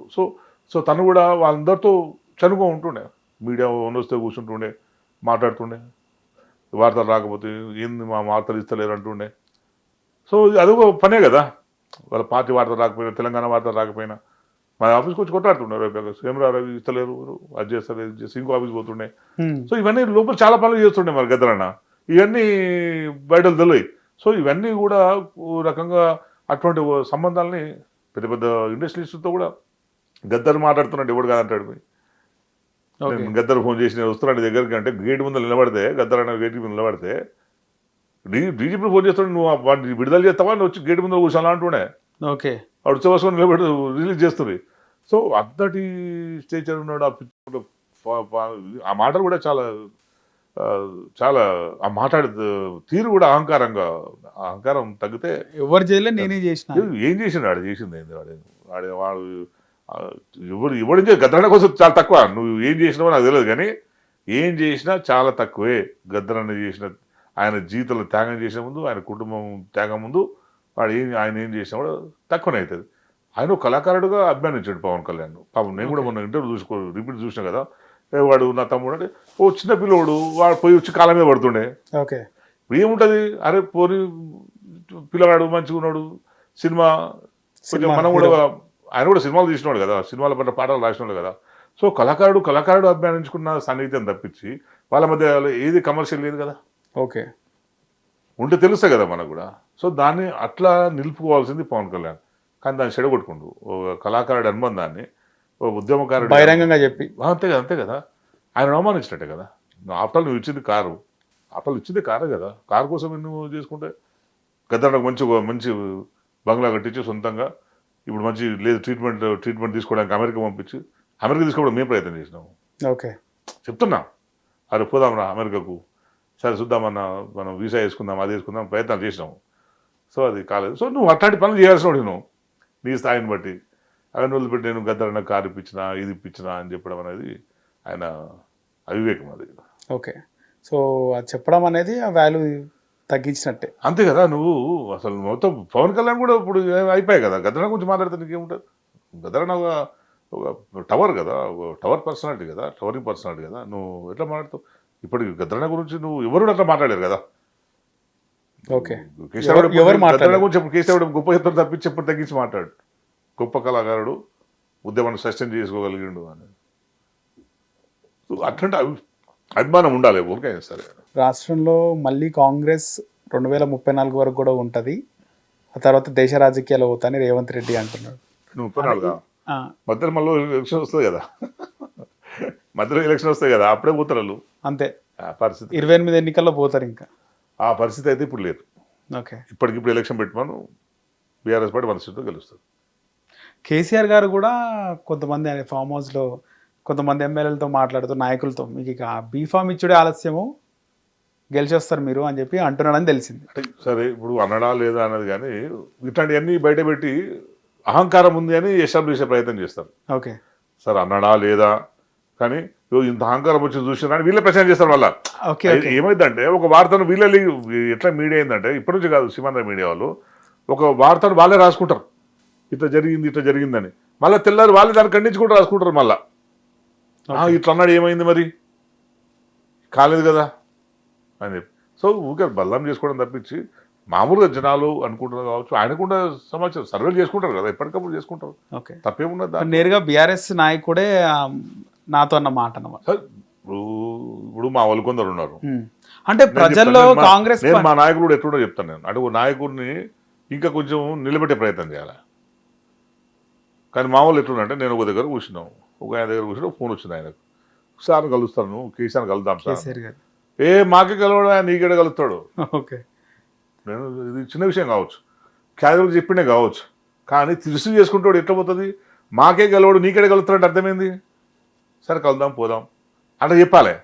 కానీ మా వాళ్ళు ఏం చేస్తారంటే, మాకే కలుస్తాడు నీకేడ కలుస్తాడు అంటే. సో సగం మంది ఇట్లాంటి వాళ్ళ వల్ల కేసీఆర్ గారి ఇమేజ్ కూడా డ్యామేజ్ అవుతుంది. ఓకే, అది చాలా డ్యామేజింగ్ వర్డ్ కదా. కలుద్దాం చెప్తాం, సారు వీళ్ళని పట్టుకొని చూస్తానంటే ఏదో మనం చెప్పుకుంటూ పోవాలి. ఎందుకంటే సారు 70 దాటి ఉంటుంది బహుశా, 75 సంవత్సరాలు. ఇప్పుడు ఎంతమంది కలుస్తాడు రోజు? ఉమ్. ఓపిక ఉండాలి కదా. 75 ఏళ్ళలో పార్టీకి చేయాలంటే నువ్వు ఓపిక ఉండాలి కదా. ఇంకేముంటుంది, ఏమన్నా కలిసామనుకో, ఓడే ఇట్లా చేయమంటాడు, ఈ భుజం చేయమంటాడు, ఇంకోటి ఈ భుజం చేయమంటాడు, ఓ చేయమంటే ఇట్లా లేపుతాడు, ఇంకోటి లేపుతాడు. ఎట్లుంటుంది పరిస్థితి? రైట్. మీరు రీసెంట్గా ఎప్పుడు కలిసిన కేసీఆర్ గారిని? నేను లాస్ట్ టైం వచ్చినప్పుడు 2 నెలల కింద 3 నెలల కింద కలిసినాం. ఓకే. అంటే మాకు కలవాల్సింది ఏమిటో మాకు ఎప్పుడు ఉంటుంది అంటాను నేను. ఓకే. కలవాలని కూడా నేనే కోరుకోండి సార్తో. సరే ఏముంటుంది, ఇప్పుడు పని ఉన్నప్పుడు ఏమన్నా సార్తో, మీరు ఉద్యమంలోనే పని చేసినారు. సరే ఇప్పుడు ఏదైనా ఒక అవసరం ఉన్నది, ఏదైనా సార్తో మాట్లాడాల్సిన ఇష్యూ ఉందన్నప్పుడు ప్రయత్నం చేస్తాం. నాకు సార్తో మాట్లాడాల్సిన అంశం నాకు ఏం అనిపించలేదు, నేను ప్రయత్నం చేయలేదు. మళ్ళీ బీఆర్ఎస్ అధికారంలో తప్పకుండా ఎక్కడ వచ్చినప్పుడు నేను కలవాలనుకున్నప్పుడు అయితే నేను కలవాలనుకున్న ప్రతిసారి కేసీఆర్ సార్ కలిసాను నేను. ఇంకోటి ఏంటంటే సార్ సీఎం ఉన్నప్పుడు నేను చాలాసార్లు సీఎం పోతుంటే, ఏది క్యాంప్ హౌస్ పోతుంటే, క్యాంప్ ఆఫీస్ కి రిప్రజెంటేషన్ ఉంటే ప్రగతి భవన్ పోతుంటే, రాజశేఖర్ గారికి పోతుంటే పోయి చూస్తుంటే సార్ని కలుస్తాం అంటుంటే రాజశేఖర్. ఓకే. లోపలికి నేను పోను అంటుంటే, ఓకే. అదేంది పో అంటుంటే, ఎవరిని? కేసీఆర్ గారిని? కేసీఆర్ గారి దగ్గర ఓకే. నాకు సార్తో పని లేదంటుంటాను. ఓకే. సార్ని కలిసి చెప్పే పని నాకు లేదంటుంటే నేను. ఓకే. ఇప్పుడు రాజశేఖర్ రెడ్డి ఒకసారి దేశపతి గారు కూడా లోపల పోతూ సార్ దగ్గర పోతూ వస్తాం అన్నాడు. లేదన్నా నాకు సార్ దగ్గరికి పోతే నాకు సార్ దగ్గర ఏం లేదు, సార్ చెప్పేది ఏం లేదు విషయం, నాకు బయట పని ఉందని. ఓకే. సో ప్రతి ఒక్కరు సార్ కలుస్తాడు. అదే నాకు ఎవరని చెప్తే నాకు చిత్రం అనిపిస్తుంది. అది మనకేమో 2-3 సార్లు ఇట్లాంటి సంఘటనలు ఉన్నాయి. కలుస్తావా అంటే మీరు కలవలేదు. మనమేమో సార్తో పల్లె అంటాం, కానీ ఆయన కారు మలుపుకొని పోయినా అంటాడు, సార్ కలువ అన్నాడు, గేట్ మూసేసినట్ట. అది గేట్ ఎవరు మూయరు. ఓకే. మరి ఇవన్నీ చెప్తున్నా. ఇప్పుడు ఇవన్నీ ఏంటంటే మా వాళ్ళ లూజ్ స్టాక్ మూలంగానే కేసీఆర్ గారి క్యారెక్టర్ మీద దెబ్బపడ్డది. ప్రచారం పోయింది. కేసీఆర్ గారు ఎవరిని కలవరంట, ఎవరిని పిలుచుకుంటూనే ఉంటారంట. దొరల రాజ్యం, దొరల గడి, అహంకారం. ఒకటి బయట రేవంత్ రెడ్డి చేస్తున్న ప్రచారానికి ఇవి తోడ్పడడానికి వచ్చాయి. సో ఏంటంటే రేపు అధికారం రావాలనుకున్నా, ఇంకో రావాలనుకున్నా, ఫస్ట్ ఉన్న నాయకులు కరెక్ట్ ఉండాలి, ఉన్న నాయకులు కరెక్ట్ మాట్లాడాలి. మనం ఉన్నట్టు మాట్లాడదాం కనుక ఇట్లా మాట్లాడదాం అనుకున్నా సరే. ఎందుకంటే ఇప్పుడు ప్రజలు బలంగా కేసీఆర్ గారి నాయకత్వం కోరుకుంటారు. మళ్ళీ కేసీఆర్ నాయకత్వం వస్తుంది కనుక ఇప్పటి నుంచైనా డ్యామేజ్ చేసేటోళ్ళని కంట్రోల్ చేసుకోవాలి. ఓకే. డ్యామేజ్ చేసేటోళ్ళు కొంచెం కంట్రోల్ కావాలి. ఎవరికల్లా 2000 అంటే ఇప్పుడు వచ్చే ఎన్నికల్లో బీఆర్ఎస్ అధికారంలోకి వస్తే కేసీఆర్ అవుతాడా ముఖ్యమంత్రి, లేదా కేటీఆర్ అవుతాడు? కేసీఆర్ గారు అవుతారు. ఓకే. కేసీఆర్ గారు అవుతారు. గతంలోనే కేటీఆర్ ని ముఖ్యమంత్రి చేసే అదే చెప్తున్నా కదా, రాసింది ఎవరు, లీక్ చేసింది ఎవడు, వాళ్ళ రాసుకుంటారు. పొంగులేటి శ్రీనివాసరెడ్డి చెప్తుండు, ఇది చెప్తారు కదా, డ్యామేజ్ కావాలంతా, అందుకే బయటకు పోయారు కదా. అదేంటంటే డ్యామేజ్ వాళ్ళే రాసుకుంటారు. ఆగన్నా నేను సీఎం అయితే ఆగన్నా అన్నాడు కేటీఆర్ అని. వాళ్ళ మధ్య ఏం జరిగిందో తెలియదు. మరి కేసీఆర్ గారు డిసైడ్ చేసేది కేసీఆర్ గారు కదా. ఓకే. సో ఏదైనా సరే కేసీఆర్ గారు చేయాలి. అదే చెప్తున్నా. బయట రాసేది వాళ్ళే, మళ్ళీ ఖండించేది వాళ్ళే. ఓకే. సో ఎందుకు ఏంటంటే కేసీఆర్ గారే ఇప్పుడు సీఎం ఉంటారు తప్పించి మిగతా వాళ్ళు అది వేరే ఆలోచన లేదు కదా. కేసీఆర్ గారు ఆరోగ్యంగా ఉన్నారు కదా, ఆరోగ్యంగా ఉన్నారు, మానసికంగా ఆరోగ్యంగా ఉన్నారు, ఫిజికల్గా హెల్తీగా ఉన్నారు, మెంటల్ హెల్తీగా ఉన్నారు, చాలా బాగా ఆలోచించగలుగుతారు. అందరికంటే ఇప్పటికి కూడా తెలంగాణ గురించి బాగా తపనపడి కేసీఆర్ గారు ఆలోచిస్తున్నారు, ఇట్లా అయిపోయా, ఇట్లా చేసిర్రు అని చెప్పి ఆయన మదన పడుతుంటాడు ఇప్పటికి కూడా. సో నువ్వు ఆయన ఉంటేనే రేపు తెలంగాణకు ఉంటుంది కనుక వేరే వాళ్ళను ఆయన కూడా ఎందుకు ప్రమోట్ చేస్తా అంటున్నాను. రైట్. ఫైనల్గా ఇప్పుడు మీరు సీనియర్ జర్నలిస్ట్, ఎన్నో పెద్ద పెద్ద మెయిన్ స్ట్రీమ్ మీడియా సంస్థల్లో పనిచేస్తారు, అంటే కీలక స్థాయిలో మీరు పనిచేస్తున్నారు. ప్రజెంట్ జర్నలిస్టులు ఎట్లున్నారు? మెయిన్ స్ట్రీమ్ మీడియానేమో ముఖ్యమైన వార్తలు చూపిస్తలేరు, వాళ్ళు సెలెక్టెడ్గా పోతున్నారు, గ్రౌండ్ లెవెల్ ఉన్న చూపిస్తలేరు అని ఒక వర్షన్. మెయిన్గా యూట్యూబ్ ఛానల్స్, డిజిటల్ మీడియానే ప్రముఖంగా చూపిస్తున్నాయి గ్రౌండ్ లెవెల్లో జరిగే పరిస్థితి అని. పార్టీకో జర్నలిస్టులు ఉన్నారంటారా? ఒక్కొక్క జర్నలిస్ట్ ఒక్కొక్క పార్టీకి అట్లున్నారంటారా? మీకు పార్టీకో జర్నలిస్ట్ కంటే పార్టీకో ఛానల్ అయిపోయింది, పార్టీకో పేపర్ అయిపోయింది. ఎవరు వార్తలు వర్గాలుగా ఉన్నారు, కొట్టుకోవడం తప్పించి ఏమి ఇస్తలేరు. ప్రజల సమస్యలకు సంబంధించిన ఏ వార్త కూడా ప్రముఖంగా వస్తలేదు. రాయాలనుకున్నప్పుడు రాష్ట్రం తప్పించి నిజంగా ఆ సమస్య ఉన్నప్పుడు ఆ సమస్య మీద ఫోకస్ చేస్తలేదు ఏ ఛానల్ అయినా సరే, ఏ పత్రిక అయినా సరే. ఇప్పుడు మీరు చూస్తే నేను ఎగ్జాంపుల్ చెప్తాను. మా దగ్గర మంత్రి బామర్ది సింగూరు అనేది పెద్ద రిజర్వాయర్ ఆందోళనలో మొత్తం స్టేట్లో పెద్ద రిజర్వాయర్. నువ్వు హైదరాబాద్కు తాగునీటికి మొత్తం ఒకప్పుడు అదే, ఇప్పుడు కొంచెం కృష్ణానికి వస్తున్న తర్వాత అంతా ఇదైంది. కానీ ఆ రిజర్వాయర్లో 200 ఎకరాల ఏరియాలో వాళ్ళ బామర్ది అక్రమ కన్స్ట్రక్షన్ చేస్తున్నాడు. రిజర్వాయర్లో, నేను చెప్పేది వేరే దగ్గర కాదు, రిజర్వాయర్ ముంపు వెనకాల ఉండే ప్రాంతం, బ్యాక్ వాటర్స్ లో. ఆయన ఫామ్ హౌస్ పైన ఉంటుంది, అక్కడ ఓ గుట్ట ఉంటుంది, ఆ గుట్ట చుట్టూ మొత్తం రాళ్ళు పేర్చేసి మొత్తం ఆ నుంచి దాకా మట్టి పోసేస్తే ఓ 200 ఎకరాలు ఆయన కంట్రోల్లోకి వస్తుంది అంటే రేపు మునిగిపోదు. ఓకే, కబ్జా అంటే ఏంది? మట్టి పోస్తే రాదు ఇంకా. మట్టి పోస్తే వాటర్ రాదు. వాటర్ రాదు. ఆయన ఫామ్ హౌస్ అట్లే ఉంటుంది, మట్టి పోసిన ప్రాంతం అట్లే ఉంటుంది. సో ఆ ప్రాంతం అంతా ఆయన ఆధీనంలో తీసుకోవడానికి ప్రయత్నం చేస్తుండవు అలా బామ్మది. ఈ విషయాన్ని నేను స్వయంగా పోయి నేను మీడియాలో తీసుకుపోయి నేను చూపెట్టాను. నేను నీకు సోషల్ మీడియా తప్పించి మెయిన్ స్ట్రీమ్ మీడియా రాలే. ఒక ఒక ఒక ఒక 2 ఛానల్స్ ఏదో ఇచ్చినట్లు నాకు తెలిసి, ఓ 2 ఛానల్స్ ఇచ్చినాయి. టీ న్యూస్ ఇచ్చింది, ఇంకో 10 టీవీ ఇచ్చింది. ఓకే, మిగతా ఏ ఛానల్ ఇవ్వలేదు ఇప్పటిదాకా. చిన్న ఏంది రౌండప్ 100 వార్తలు ఉంటాయి కదా, 100 మినిట్స్ ఉంటాయి కదా, దాంట్లో వేసేసి అంటే మెయిన్ రిజర్వాయర్ని నీకు చిరబట్టేసినారు మొత్తం. అటు నుంచి దూరం పోతే ఇంకా మళ్ళీ చేపల చెరువులు తవ్వినారు. అటు నుంచి దూరం పోతే మళ్ళీ నీకు తర్బూజా అవి అన్నిటిని సాగు చేసి తోటలు పెట్టుకున్నారు. ఓకే, నీళ్ళు కాల్ చేసి నీళ్ళు లేవు. ఇప్పుడు నీళ్ళు లేవని చెప్పి ఇవన్నీ చేస్తున్నారు. నీకు చేపలు వేయడం వల్ల నీకు రేపు తాగునీటి కలుషితం కావా? చేపల ఓకే, దాంట్లోకి చికెన్ వేస్తున్నారు, అవన్నీ వేసేస్తున్నారు దాంట్లోకి. సో సరే ఏదైనా కానీ అది చేయడం తప్పు కదా, రైట్, అది తప్పు, చేయడం తప్పు, ఇల్లీగల్. నువ్వు ఇరిగేషన్ పట్టించుకుంటలేడు, ఎంఆర్ఓ పట్టించుకుంటాడు, ఎవరు పట్టించుకుంటలేదు. నిన్న రాత్రి పోయి జెండాలు వీకేసినట్ట. నిన్న ఓకే, వాళ్ళ పెడితే నిన్న రాత్రి పోయి వీకేసి 1.5 ఎకరా మాత్రమే కబ్జాకు గురైందని తేల్చారంట. మరి ఎవరు ఇన్వెస్టిగేషన్ చేయాలి? ఇప్పటివరకు ఎవరు తెలియదు అసలు కదా, స్టేట్ వైడ్ గా తెలుసు, అందరికి తెలుసు, ఛానల్స్ లో అందరికీ ఉంది. నేను కూడా చాలా మంది ఎడిటర్స్ నాకు ఫ్రెండ్స్ ఉన్నారు కదా, మా కొలీగ్సే కదా, అందరికి ఫోన్ చేసి చెప్పినా అన్న తెలుసు కదన్న పరిస్థితి. ఇప్పుడు మంత్రులకు వ్యతిరేకంగా వేసే పరిస్థితి ఉన్నదా, ప్రభుత్వానికి వ్యతిరేకంగా వేసే పరిస్థితి ఉన్నదా ఓకే అని అంటారు. ఇంకో దీని వరుసగా నువ్వు అడుగుతలేవు కనుక వాళ్ళే అడిగారు, మన గవర్నమెంట్ ఉన్నప్పుడు కూడా ఇట్లా ఉండే కదా అన్న. ఓకే, నేను సమాధానం చెప్పిన, మన గవర్నమెంట్ ఉన్నప్పుడు రాసి రంపాన పెట్టారు, ఎంటబడ్డారు. కేసీఆర్ ఇది చేసిండు, కేటీఆర్ ఇక్కడ కబ్జా చేసిండు, కవిత ఇది చేసిండు అని ఎంటబడ్డారు. నేను ఎమ్మెల్యేగా ఉన్నప్పుడు కూడా ఒక చెరువుని మేము చేసిండు, అది చేసిండు అని చెప్పి నేను ఎమ్మెల్యేగా ఉన్నప్పుడు మన రాసిండ్రు. మరి ఇప్పుడు కూడా రాయాలి కదా, నేను చూపెట్టాలి కదా. మరి ఇప్పుడు మా మీద ఏమో బట్ట కలిసి మీరు వేసారు, మీరు కూడా మీరు అన్నట్టు వార్తలు రాలేదనుకుంటా. బీఆర్ఎస్ హయాంలో కూడా కేసీఆర్ ఇట్లా చేసి వచ్చినాయి, ఎందుకు రాలేదు? ఓకే, ఎమ్మెల్యేల మీద పుంకాలు వచ్చినాయి మొత్తం. నా మీద అయితే ఇప్పుడంతా చాలా మంది సార్, నేను మీరు ఇంకో కూడా సోషల్ మీడియా కనుక నేను చెప్పలేను. తీర్మానం వల్లిగాడు, రఘు రోజు నా మీద ఓకే రోజు కథనాలు, పైసలు దామోదర్ పైసలు ఇస్తుండే, బామ్మోలు పైసలు ఇస్తుండే. రోజు చెరువులు కబ్జా చేసిండు ఓ రోజు, ఇంకోటి కబ్జా చేసిండు ఓ రోజు, అవే నాకు మా వాళ్ళు చెప్తున్నా ఇది తప్పన్నా ఖండిద్దామంటే మనం చేయని దాన్ని ఖండించడం ఎందుకు, తీసుకొని బీకొని ఏం బీకుంటారో బీకొని అని నేను అనుకుంటాను. ఓకే, సో మరి ఇప్పుడు 200 ఎకరాలు కదా, మరి తీర్మానం మల్లిగాడు ఎడిపోయాడు, రగ్గాడు ఎడిపోయాడు. పెద్ద వీళ్ళే సోకాళ్ళు తెలంగాణ ఉద్యమకారులకు బిల్డప్ ఇస్తారు కదా. తెలంగాణ ఉద్యమం ఎవరు చేయలేడు, వీళ్ళే చేసిన బిల్డప్ ఇస్తారు. ఇప్పుడైతే తెలంగాణకు మేమే ప్రొటెక్టర్స్ అని చెప్పి వీళ్ళుండనా తీన్మార్ మళ్ళీ నా ఉద్యమం టైంలో వాడు తీర్మానం ఉద్యమం లేడు వాడు. నాన్ రికార్డ్ పెట్టి ఈ మాట కూడా పెట్టు. తెలంగాణ ఉద్యమం జరుగుతున్నప్పుడు ధర్నా చేస్తున్నప్పుడు నేను V6 లో ఉన్నా కదా, ధర్నా గోదా వస్తున్నావా అంటే అవన్నీ నాకెందుకన్నా నేను రానంటున్నాడు. ఓకే, రాలే, కవరేజ్ కూడా రాలే. కవరేజ్ కోసం కాదు, పార్టిసిపేట్. కవరేజ్ మన బీట్ కాదు, వాడు విన్నాడు ఏదో ఎడ్యుకేషన్ బీట్ ఏదో ఉంటుండే. ఓకే, మీరు V6 లో ఉన్నాడు, మీరు ఏ హోదాలు ఉన్నారు? ఆయన నేను ఇన్పుట్ ఎడిటర్, ప్లానింగ్ ఎడిటర్ నేను. ఓకే, V6 లో మొత్తం మళ్ళీ రిపోర్ట్ ఎడ్యుకేషన్ బీట్ చూస్తుండే. ఓకే, ఎడ్యుకేషన్ బీట్ చూస్తుండే. తర్వాత ఇక దాన్ని దామోదర్ దాంట్లో ఒక టీం వేసినాం. ఒక టీం వేసి ఇది మనం ఫస్ట్ తీర్మాన వార్తలు పెడదామని మొదలు పెట్టుకొని ఏదో ఎంటర్టైన్మెంట్ నడిపించింది. అట్లా చేస్తే అట్లా వచ్చింది. అది కూడా ఏంటంటే ఈ కాన్సెప్ట్ మాకు ఎందుకు వచ్చిందంటే, నేను మా CEO కూర్చున్నప్పుడు నేను మంకరవి గారు కూర్చొని గద్దరన్న వస్తుండు. యాక్చువల్ మేము గద్దరన్నతోని వంగపండుతోని ఒక ప్రోగ్రామ్ ప్లాన్ చేసినాం. వంగపండు తెలంగాణ ఉద్యమం జరుగుతుంది కదా, సో ఇద్దరు ఆయన ఆంధ్ర తెలంగాణ కలిసి అద్భుతమైన ఇద్దరు ప్రజలు ఎట్లా కలిసి ఉండాలనే దానికి ప్రోగ్రామ్ చేద్దాము అని వీక్లీ ప్రోగ్రామ్ చేద్దాం ప్లాన్ చేస్తున్నాం.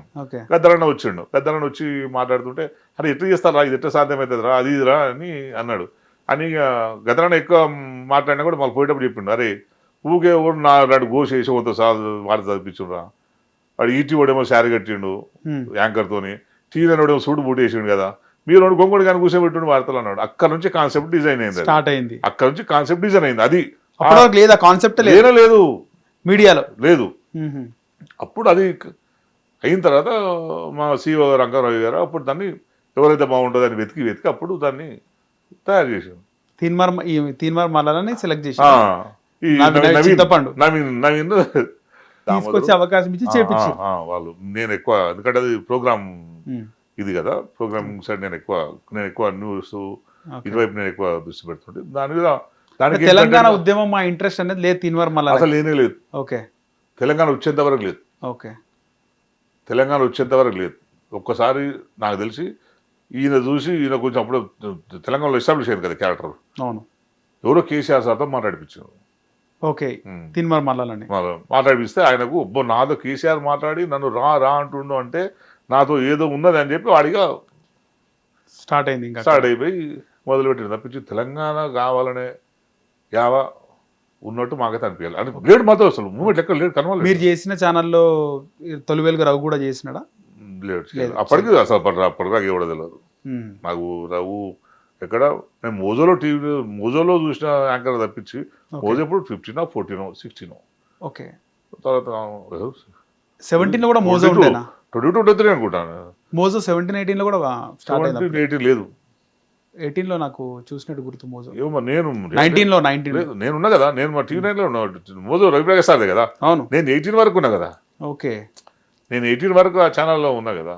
సో అప్పటికి లేదు అంతా 20 తర్వాత వచ్చినట్టు బహుశా నేను 19, 20 రేవంత్ రెడ్డి ఎంపీగా గెలిచినప్పుడు ఉంది 19. Mojo TV. 19 మోజో ఉంది కానీ ఇంత అగ్రెసివ్ లేదు అది.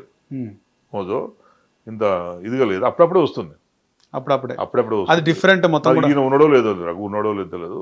అప్పుడు మా జూనియర్ అమ్మాయి ఉండే, ఆమె పేరు ఏదో మొన్న అరెస్ట్ అయింది కేసు.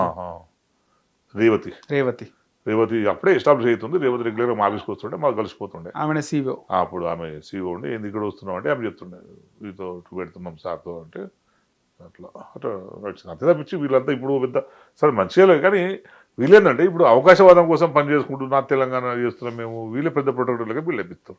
మరేమైనా పవన్ కళ్యాణ్ గురించి ఏం మాట్లాడు పోయి మరేమైంది కబ్జా పోయిందా? కోడిచెరు ఏం చేసిన కోడిచెరు విషయాలు కదా పోయి తీసేపించేదాకా ఇంట పడాలి. ఏదో సెటిల్మెంట్ అయి ఉంటుంది మళ్ళీ క్లోజ్ అంతే. సెటిల్మెంట్ ఇంత తొందరగా సెటిల్మెంట్ అయిపోతుందా? ఇగో నేను ఓపెన్ ఛాలెంజ్ చేస్తున్నాను. ఓకే కోడిచెరు మీద, కోడిచెరు మొత్తం జర్నలిజం కెరీర్ మీద. ఓకే నేను 1994లో మీడియాలోకి వచ్చిన ఇప్పటి వరకు ఎమ్మెల్యే అయిన తర్వాత కూడా నాకు ఓ ఇల్లు లేదు. ఓకే సొంత ఇల్లు లేదు. చిత్రపూర్లో ఒకటి తీసుకున్నా, అది కూడా అమ్మేసినాను ఈ మధ్యకాలంలో. ఓకే వీళ్ళు ఎప్పుడు వచ్చారు మీడియాలోకి, వాళ్ళ ఆస్తులు ఎంత? తిరుమల మల్లిగాడు ఎంత? తిరుమల మల్లిగాడికి 4-5 వేలు ఉన్నప్పుడు నేను నా శాలరీ 95,000 శాలరీ. ఓకే 95,000 నాకు నా లాస్ట్ శాలరీ 2.5 lakhs. ఓకే TV9లో నాకు లాస్ట్ శాలరీ. ఓకే అయినా కూడా నాకేం ఆస్తులు లేవు. వీళ్ళు ఇప్పుడు ఎట్లా సొంత ఛానల్ నడిపించగలుగుతారు? నేనే పెట్టలేకపోతున్నా ఇప్పుడు సొంత ఛానల్. వీళ్ళు ఎట్లా నడిపిస్తున్నారు? ఎట్టుకొచ్చినాయి పైసలు? తాత ముత్తాత ఆస్తులు అమ్ముకుర్రా? ఎట్లొచ్చిన పైసలు? బ్లాక్మెయిలింగ్ పవన్ కళ్యాణ్ ఏమైనా పంపించినట్రా డబ్బులు వీళ్ళకి? మేబీ పంపొచ్చు. ఇంకా ఉన్నాయి రియల్ ఎస్టేట్ కబ్జాలు అన్నాడు. ఓ జర్నలిస్ట్ అంత ఇంట్రెస్ట్ పోయి ఒక దగ్గర పోయి ఎందుకు అంత కొట్టాడతాడు? పోయి కొట్టాడు పెట్టుకుంటామా? వాడు అయ్యే స్టోరీలు చేసినా నేను. ఓకే పెద్ద స్టోరీలు చేసినా నేను ఫీల్డ్లో పోయి పని చేస్తుంటే కొట్టాలే, ఓనర్ అంతా కొట్టాలే. ఏది చేస్తుండే స్టోరీ టెలికాస్ట్ చేస్తుండే. వాళ్ళ ముచ్చట్లేదు, ముచ్చట్లేదు. నువ్వు ఫోన్ చేసి నువ్వు రా చూసుకుందాం ఎంత కబ్జా పెట్టినావు అంత పెడితే, నువ్వు రా చూసుకుందాం ఎంత కబ్జా పెట్టినావు అంటే నేను బ్లాక్ మెయిల్ పెడతాం. అది కాదు కదా, నువ్వు వేసి వాడికి కింద నీళ్ళు వచ్చినా తెలియదు అట్లా చేయాలి స్టోరీ చేస్తే నేను. ఓకే అన్ని బ్లాక్మెయిలింగ్ కోసం నాకు తెలిసి అయితే అన్ని బ్లాక్మెయిలింగ్, అంతకుమించి అయితే వేరే ఏమీ లేదు. ఓకే అందుకే ఏంటంటే సోషల్ మీడియాకు క్రెడిబిలిటీ ఉంది, ప్రజాపక్షం ఉన్నారు. డిజిటల్ మీడియా ప్రజల వైపు ఉంటున్నారు అని ప్రజలు నమ్ముతున్నారు. ఆ నమ్మకాన్ని మమ్ము చేయొద్దు. ఇట్లాంటి వల్ల మూలంగా ఏం జరుగుతుందంటే నీ వేషాలని మాకు తెలుసు కనుక మేము చూస్తాం, ఏ వార్త వెనకాల ఏముందో మేము చూసుకోగలుగుతాము. ప్రజలను మభ్యపెట్టొద్దు మనం. నీకు వచ్చే రెవెన్యూ కోసము నేను మీరు సస్టైన్ కావాలంటే పెట్టకు. ఓకే చాలా మంది మిత్రులు అన్నారు, అన్న మరి ఎట్లా పోతామంటే పెట్టకని చెప్పి. పెట్టకు ఎవడు నిన్న అడుగుతున్నాడు, నువ్వు పేపర్ పెట్టు డిజిటల్ మీడియా పెట్టని నేను వెంటబడుతున్నాను వెనకాల. కాదు కదా నువ్వు. కానీ దానివల్ల ఏమవుతుందంటే నువ్వు సస్టైన్ కావాలి అని దాని మీద ఎంతమంది అరాచక శక్తులు తయారు చేస్తున్నావు నువ్వు. రైట్ చాలా మంది అంతే కదా, దాని వాడు పోతాడు ఫాలో అవుతున్నారంట. ఒక ప్రెస్ మీట్ పెడితే మాకు సంగారెడ్డిలోనే 200 మంది వస్తారు, ఇది యూట్యూబ్ ఛానల్. యూట్యూబ్ ఛానల్స్ వస్తారు. సార్ పాపం వాళ్ళు కూడా మనం ఏమనలేము, కానీ ఎవరు కరెక్టో తెలుస్తలేదు. తెలియదు అంటే ఇప్పుడు నువ్వు జెన్యున్ వాడివి, కానీ వీరల వల్ల ఏమైందంటే పేరు సార్ ఇప్పుడు నీ అంత ఓపెన్ గా నీ అంత సేపు ఇంటర్వ్యూ ఎవరికి ఇవ్వను, అసలు నేను మాట్లాడలే. అవునవును, చాలా రోజులు చూస్తున్నాను. ఎన్ని రోజుల నుంచి నన్ను అడుగుతావు, 2-3 months నుంచి నడుతావు. 3 months అవుతుంది. అవుతుంది అసలు నేను అవాయిడ్ చేస్తున్నా. అరే మనం ఇంటర్వ్యూ చేయడం వల్ల అంటే ఒకటి ఇస్తే ఒకటి అవుతుంది అంటే ఊజలాది ఏం దానివల్ల ప్రయోజనం లేదంటాను నేను. ఓకే, ఇప్పుడు నేను అదే అనుకుంటాను, అరే ఏముంది దాంట్లో మనం మాట్లాడినా కూడా అది పోదు, ఇంకో ఉంటుంది ఏదో మాట్లాడతాము, దాన్ని కాంట్రవర్సీ చేసి ఏముంది, కాంట్రవర్సీ మనం ఉన్న విషయాలు కనుక మాట్లాడుతున్న దాంట్లో విషయం లేదు. కానీ అది ఎంతవరకు పోతుంది, దానివల్ల వచ్చే మార్పు అనేది కూడా మనం చూసుకోవాలి. మెయిన్ స్ట్రీమ్ మీడియాలో ఇంకా అంటే మెయిన్ స్ట్రీమ్ మీడియాలో మ్యాక్స్ ఆంధ్ర వాళ్ళే ఉన్నాయి. V6 టీ న్యూస్ తప్పితే మొత్తం ఆంధ్ర. అంటే మన కంటెంట్ చూస్తే రౌండ్ టేబుల్ సమావేశాలు జరిగేటి అంటే పవన్ కళ్యాణ్ యాంటీగా వాళ్ళు చూపెడతలేరు, కానీ వాళ్ళ కౌంటర్ ఇచ్చేటి చూపెట్టినారు. చూపెట్టిరా అంటే వాళ్ళు కౌంటర్ ఇస్తారు కదా. జర్నలిస్ట్ పృథ్వీరాజ్ అన్ని చూడడం చదవడం మానేసిన. ఓకే, నేను పేపర్ ఉంటే ఇంటర్వ్యూలు చదవడం తప్పించి ఇవి చూడడం బంద్ చేసిరు. ఇంకా నమస్తే తెలంగాణ పేపర్ చదవడం ప్లస్ ఏదైనా పేపర్ ఉంటే ఎడిటోరియల్స్ చదవడం ఆన్లైన్లో తప్పించి అన్ని టీవీ చూడడం కూడా మానేసాను. ఎందుకంటే అక్కడికి వచ్చే వార్తలు ఇప్పుడు ఏం చూసుకుంటాం. ఓకే, సో ఇప్పుడు నేను మన ఛానల్లో కూర్చున్నాను, ఒక ఎమ్మెల్యే డూప్లికేట్ జీవో తీసిండు అని చెప్పి డూప్లికేట్ జీవో తీసిండని అరెస్ట్ చేసి మన బ్రహ్మనాయుడు ఆంధ్ర ఎమ్మెల్యే. అదే మా దగ్గర 200 ఎకరాలు మంత్రి బామ్మలు కబ్జా పెడుతున్న వార్త అయితే లేదు. అదే ఏందన్నా ఇట్లా అంటే, అరే నీకు తెలియదురా అంటే మేము కొంచెం క్లోజ్గా ఉండగా, అరే నీకు తెలియదురా, నీకు తెలియదు ఏముందిరా అన్ని. సో నువ్వు అట్లాంటి పరిస్థితి ఉన్నప్పుడు మరి ఎవరి నమ్ముతాం, ఏ మీడియా నమ్ముతాం? ఓకే, సో రేపు సమాజంలో సమస్యలు రోజు రోజుకి వస్తుంది, అన్రెస్ట్ ఎక్కువ ఉంటుంది, యూత్ అన్ఎంప్లాయ్మెంట్ ఎక్కువైంది, ప్రజలు ధరలు పెరిగి ఇబ్బంది పడుతుండ్రు, రైతులు పండక అప్పుల పాలవుతుండ్రు. సో నువ్వు ఇన్ని సమస్యలు ఉన్నాయి, ఇంకా చాలా సామాజిక సమస్యలు ఉన్నాయి. ఈ సమస్యల మీద రేపు పోరాడు బయట తీసుకోవాలి ఎవరైతారు? మీడియా సైలెంట్ అయిపోతే నువ్వు ఎవరైతావు? సో అందుకే ఏంటంటే పొలిటికల్ పార్టీస్తో అంటగాగడం వేరు. రాజకీయ పార్టీలకు వాళ్ళు అంటగాడడం వల్ల ఈ సమస్యలు వస్తున్నాయి. కానీ థ్రెట్ కూడా ఉంటుంది కదా. ఉంటుంది జర్నలిస్ట్ ఇంతకుముందు థ్రెట్ ఉన్నది, దాన్ని ఎట్లా ఓవర్కమ్ కావాలనేది చూసుకోవాలి. ఓకే, ఇప్పుడు నువ్వు పార్టీకి ఒక ఛానల్ పేపర్ పోతే నువ్వు ఏం పని చేస్తావు, ఏం చేయలేవు. రైట్, నేను చెప్తాను కదా, మేము రవిప్రకాష్తో పని చేస్తాం, చాలా గర్వపడతాం. రవిప్రకాష్ కూడా అప్లికేషన్ వచ్చింది నాకు, ఓ స్టోరీ చేస్తున్నాం సార్, ఇది వాడు మీకు ఫోన్ చేస్తాడు సార్ అంటుంటే. ఓకే, అక్కడ మీకు ఫోన్ చేస్తాడు, వాడు మీకు చేస్తాడు, మీరు ఎట్లా ఫోన్లు వస్తాయి కదా సార్, చాలా పెద్దది, మళ్ళీ మీకు ఫోన్లు వస్తే ఆపొద్దు అని మేము అంటుంటాం. సరే అని చెప్పి ఏం చేస్తుంటారు, ఏర్లకు ఎప్పుడు వస్తుంటే పలానా బులెటిన్లో వస్తుంది అంటే స్విచ్ ఆఫ్ చేసుకుంటుండే, ఫోన్ స్విచ్ ఆఫ్ చేసుకుంటుండే. ఓకే, బస్ కొడుతూ అయిపోయి నడిపిస్తుండే, వాడు ఫోన్ చేస్తుండే, ఫోన్ స్విచ్ ఆఫ్ ఉంటుండే, ఫోన్ స్విచ్ ఆఫ్ ఉండే. నేను రవితో మాట్లాడి చెప్పించండి అని మేము చెప్తుంటాను, మీరు అంటుండే. అంతే, కరెక్ట్ చేస్తున్నాం. రవి గారు దొత్తలేరు, మేమేం చేస్తాం. సో ఎక్కడ తగ్గకుండా ఆయన అంటే జర్నలిస్టు వాడు పనిచేసిన దానికి సాటిస్ఫాక్షన్ ఉంటుండే. ఓకే, నువ్వు ఇన్వెస్టిగేషన్ స్టోర్ చేసిన తర్వాత నువ్వు దాన్ని టెలికాస్ట్ కాకపోతే బాగా ఫీల్ అవుతావు, ఈ జనరేషన్ ఫీల్ అవుతావు. కష్టపడి నేను తీసుకొస్తే అది ఇక టెలికాస్ట్ అయితే లేదా డిజిటల్ మీడియాలో ఆ సాటిస్ఫాక్షన్ మాకు ఉంటుండే. తర్వాత మెల్లగా ఆన్ చేసి మళ్ళీ చెప్తుండే, ఫోన్ చేసి మీరు రవి గారు ఫోన్ చేసినట్టు కదా, ఏదో చూసి వదిలిపెట్టమని చెప్పి ఓకే అయిపోతుండే. సో కనీసం అట్లాంటి ఉపయోగమైనా చేయాలి, అది కూడా చేయదు కానీ అట్లాంటి ఉపయోగమైనా చేయాలి. ఓకే, సో ఇప్పుడు ఆ పరిస్థితి లేకుండా పోయింది, అందుకే మీడియా గురించి ఏం మాట్లాడతాం. ఓకే, సో కానీ రవిప్రకాష్ గారు ఈ విధంగా అయినాడంటే కారణము కేసీఆర్ గారే, తెలంగాణ వచ్చినాకనే ఆయన డౌన్ఫాల్ స్టార్ట్ అయింది అని చెప్పి. ఎట్లా ఏముండదు, కొన్ని సందర్భాలు కొన్ని పరిస్థితులు అవన్నీ ఉంటుంది, కేసీఆర్ గారు కారణం కాదు. ఓకే, ఇప్పుడు మంచి కేటీఆర్ గారు అంతా బాగుంటారు, అట్లేదు చాలా అంటే అర్థం కాదు. రవిప్రకాష్ ఒకసారి అనుకుంటే ఇవ్వడమంటాడు, అది సమస్య ఆయనతో. ఓకే, ఆయన మొండి వ్యవహారం, ఆయనకుండే కొన్ని స్నేహాలు ఇక్కడ తీసుకొచ్చిన తప్పి, లేకపోతే మంచి. మా హిట్ టీవీ స్టూడియోకి వచ్చి చాలా సమయం కేటాయించినారు. క్రాంతి కిరణ్ గారు ధన్యవాదాలు. థ్యాంక్ యూ తమ్ముడు. హిట్ టీవీ యాప్, ఇందులో short news, live news, entertainment shows, movies, digital magazines తో పాటు మీ జిల్లా వార్తలను కూడా ఫ్రీగా చూడొచ్చు. ఇంకెందుకు ఆలస్యం, వెంటనే హిట్ టీవీ యాప్ ని డౌన్లోడ్ చేసుకుని ఫ్రీగా ఎంటర్టైన్మెంట్ పొందండి. Hit TV app. Hit TV app. Please download Hit TV app. Hit TV యాప్ని ఫ్రీగా డౌన్లోడ్ చేసుకొని ఎంజాయ్ చేయండి. మీకు నచ్చిన ఎంటర్టైన్మెంట్ కోసం హిట్ టీవీ యాప్ ని ఫ్రీగా డౌన్లోడ్ చేసుకుని ఎంజాయ్ చేయండి. హిట్ టీవీ యాప్ని డౌన్లోడ్ చేసుకుని ఆస్వాదించండి, ఆశీర్వదించండి. ఇంతమంది సెలబ్రిటీలు హిట్ టీవీ యాప్ ని డౌన్లోడ్ చేసుకోండి అని చెప్తున్నారంటే ఎంత మంచి యాప్ ఆలోచించండి. అమెరికా అమెరికా అమెరికా అమెరికాలో చదవాలనుకునే వాళ్ళకి విశ్వసనీయమైన పేరు మన శౌర్య కన్సల్టెన్సీ. UK లో 1 year masters. UK లో 1 year masters. 2 years work permit up to 5 years visa. Contact Saurya Consultancy. Contact 89851 89851.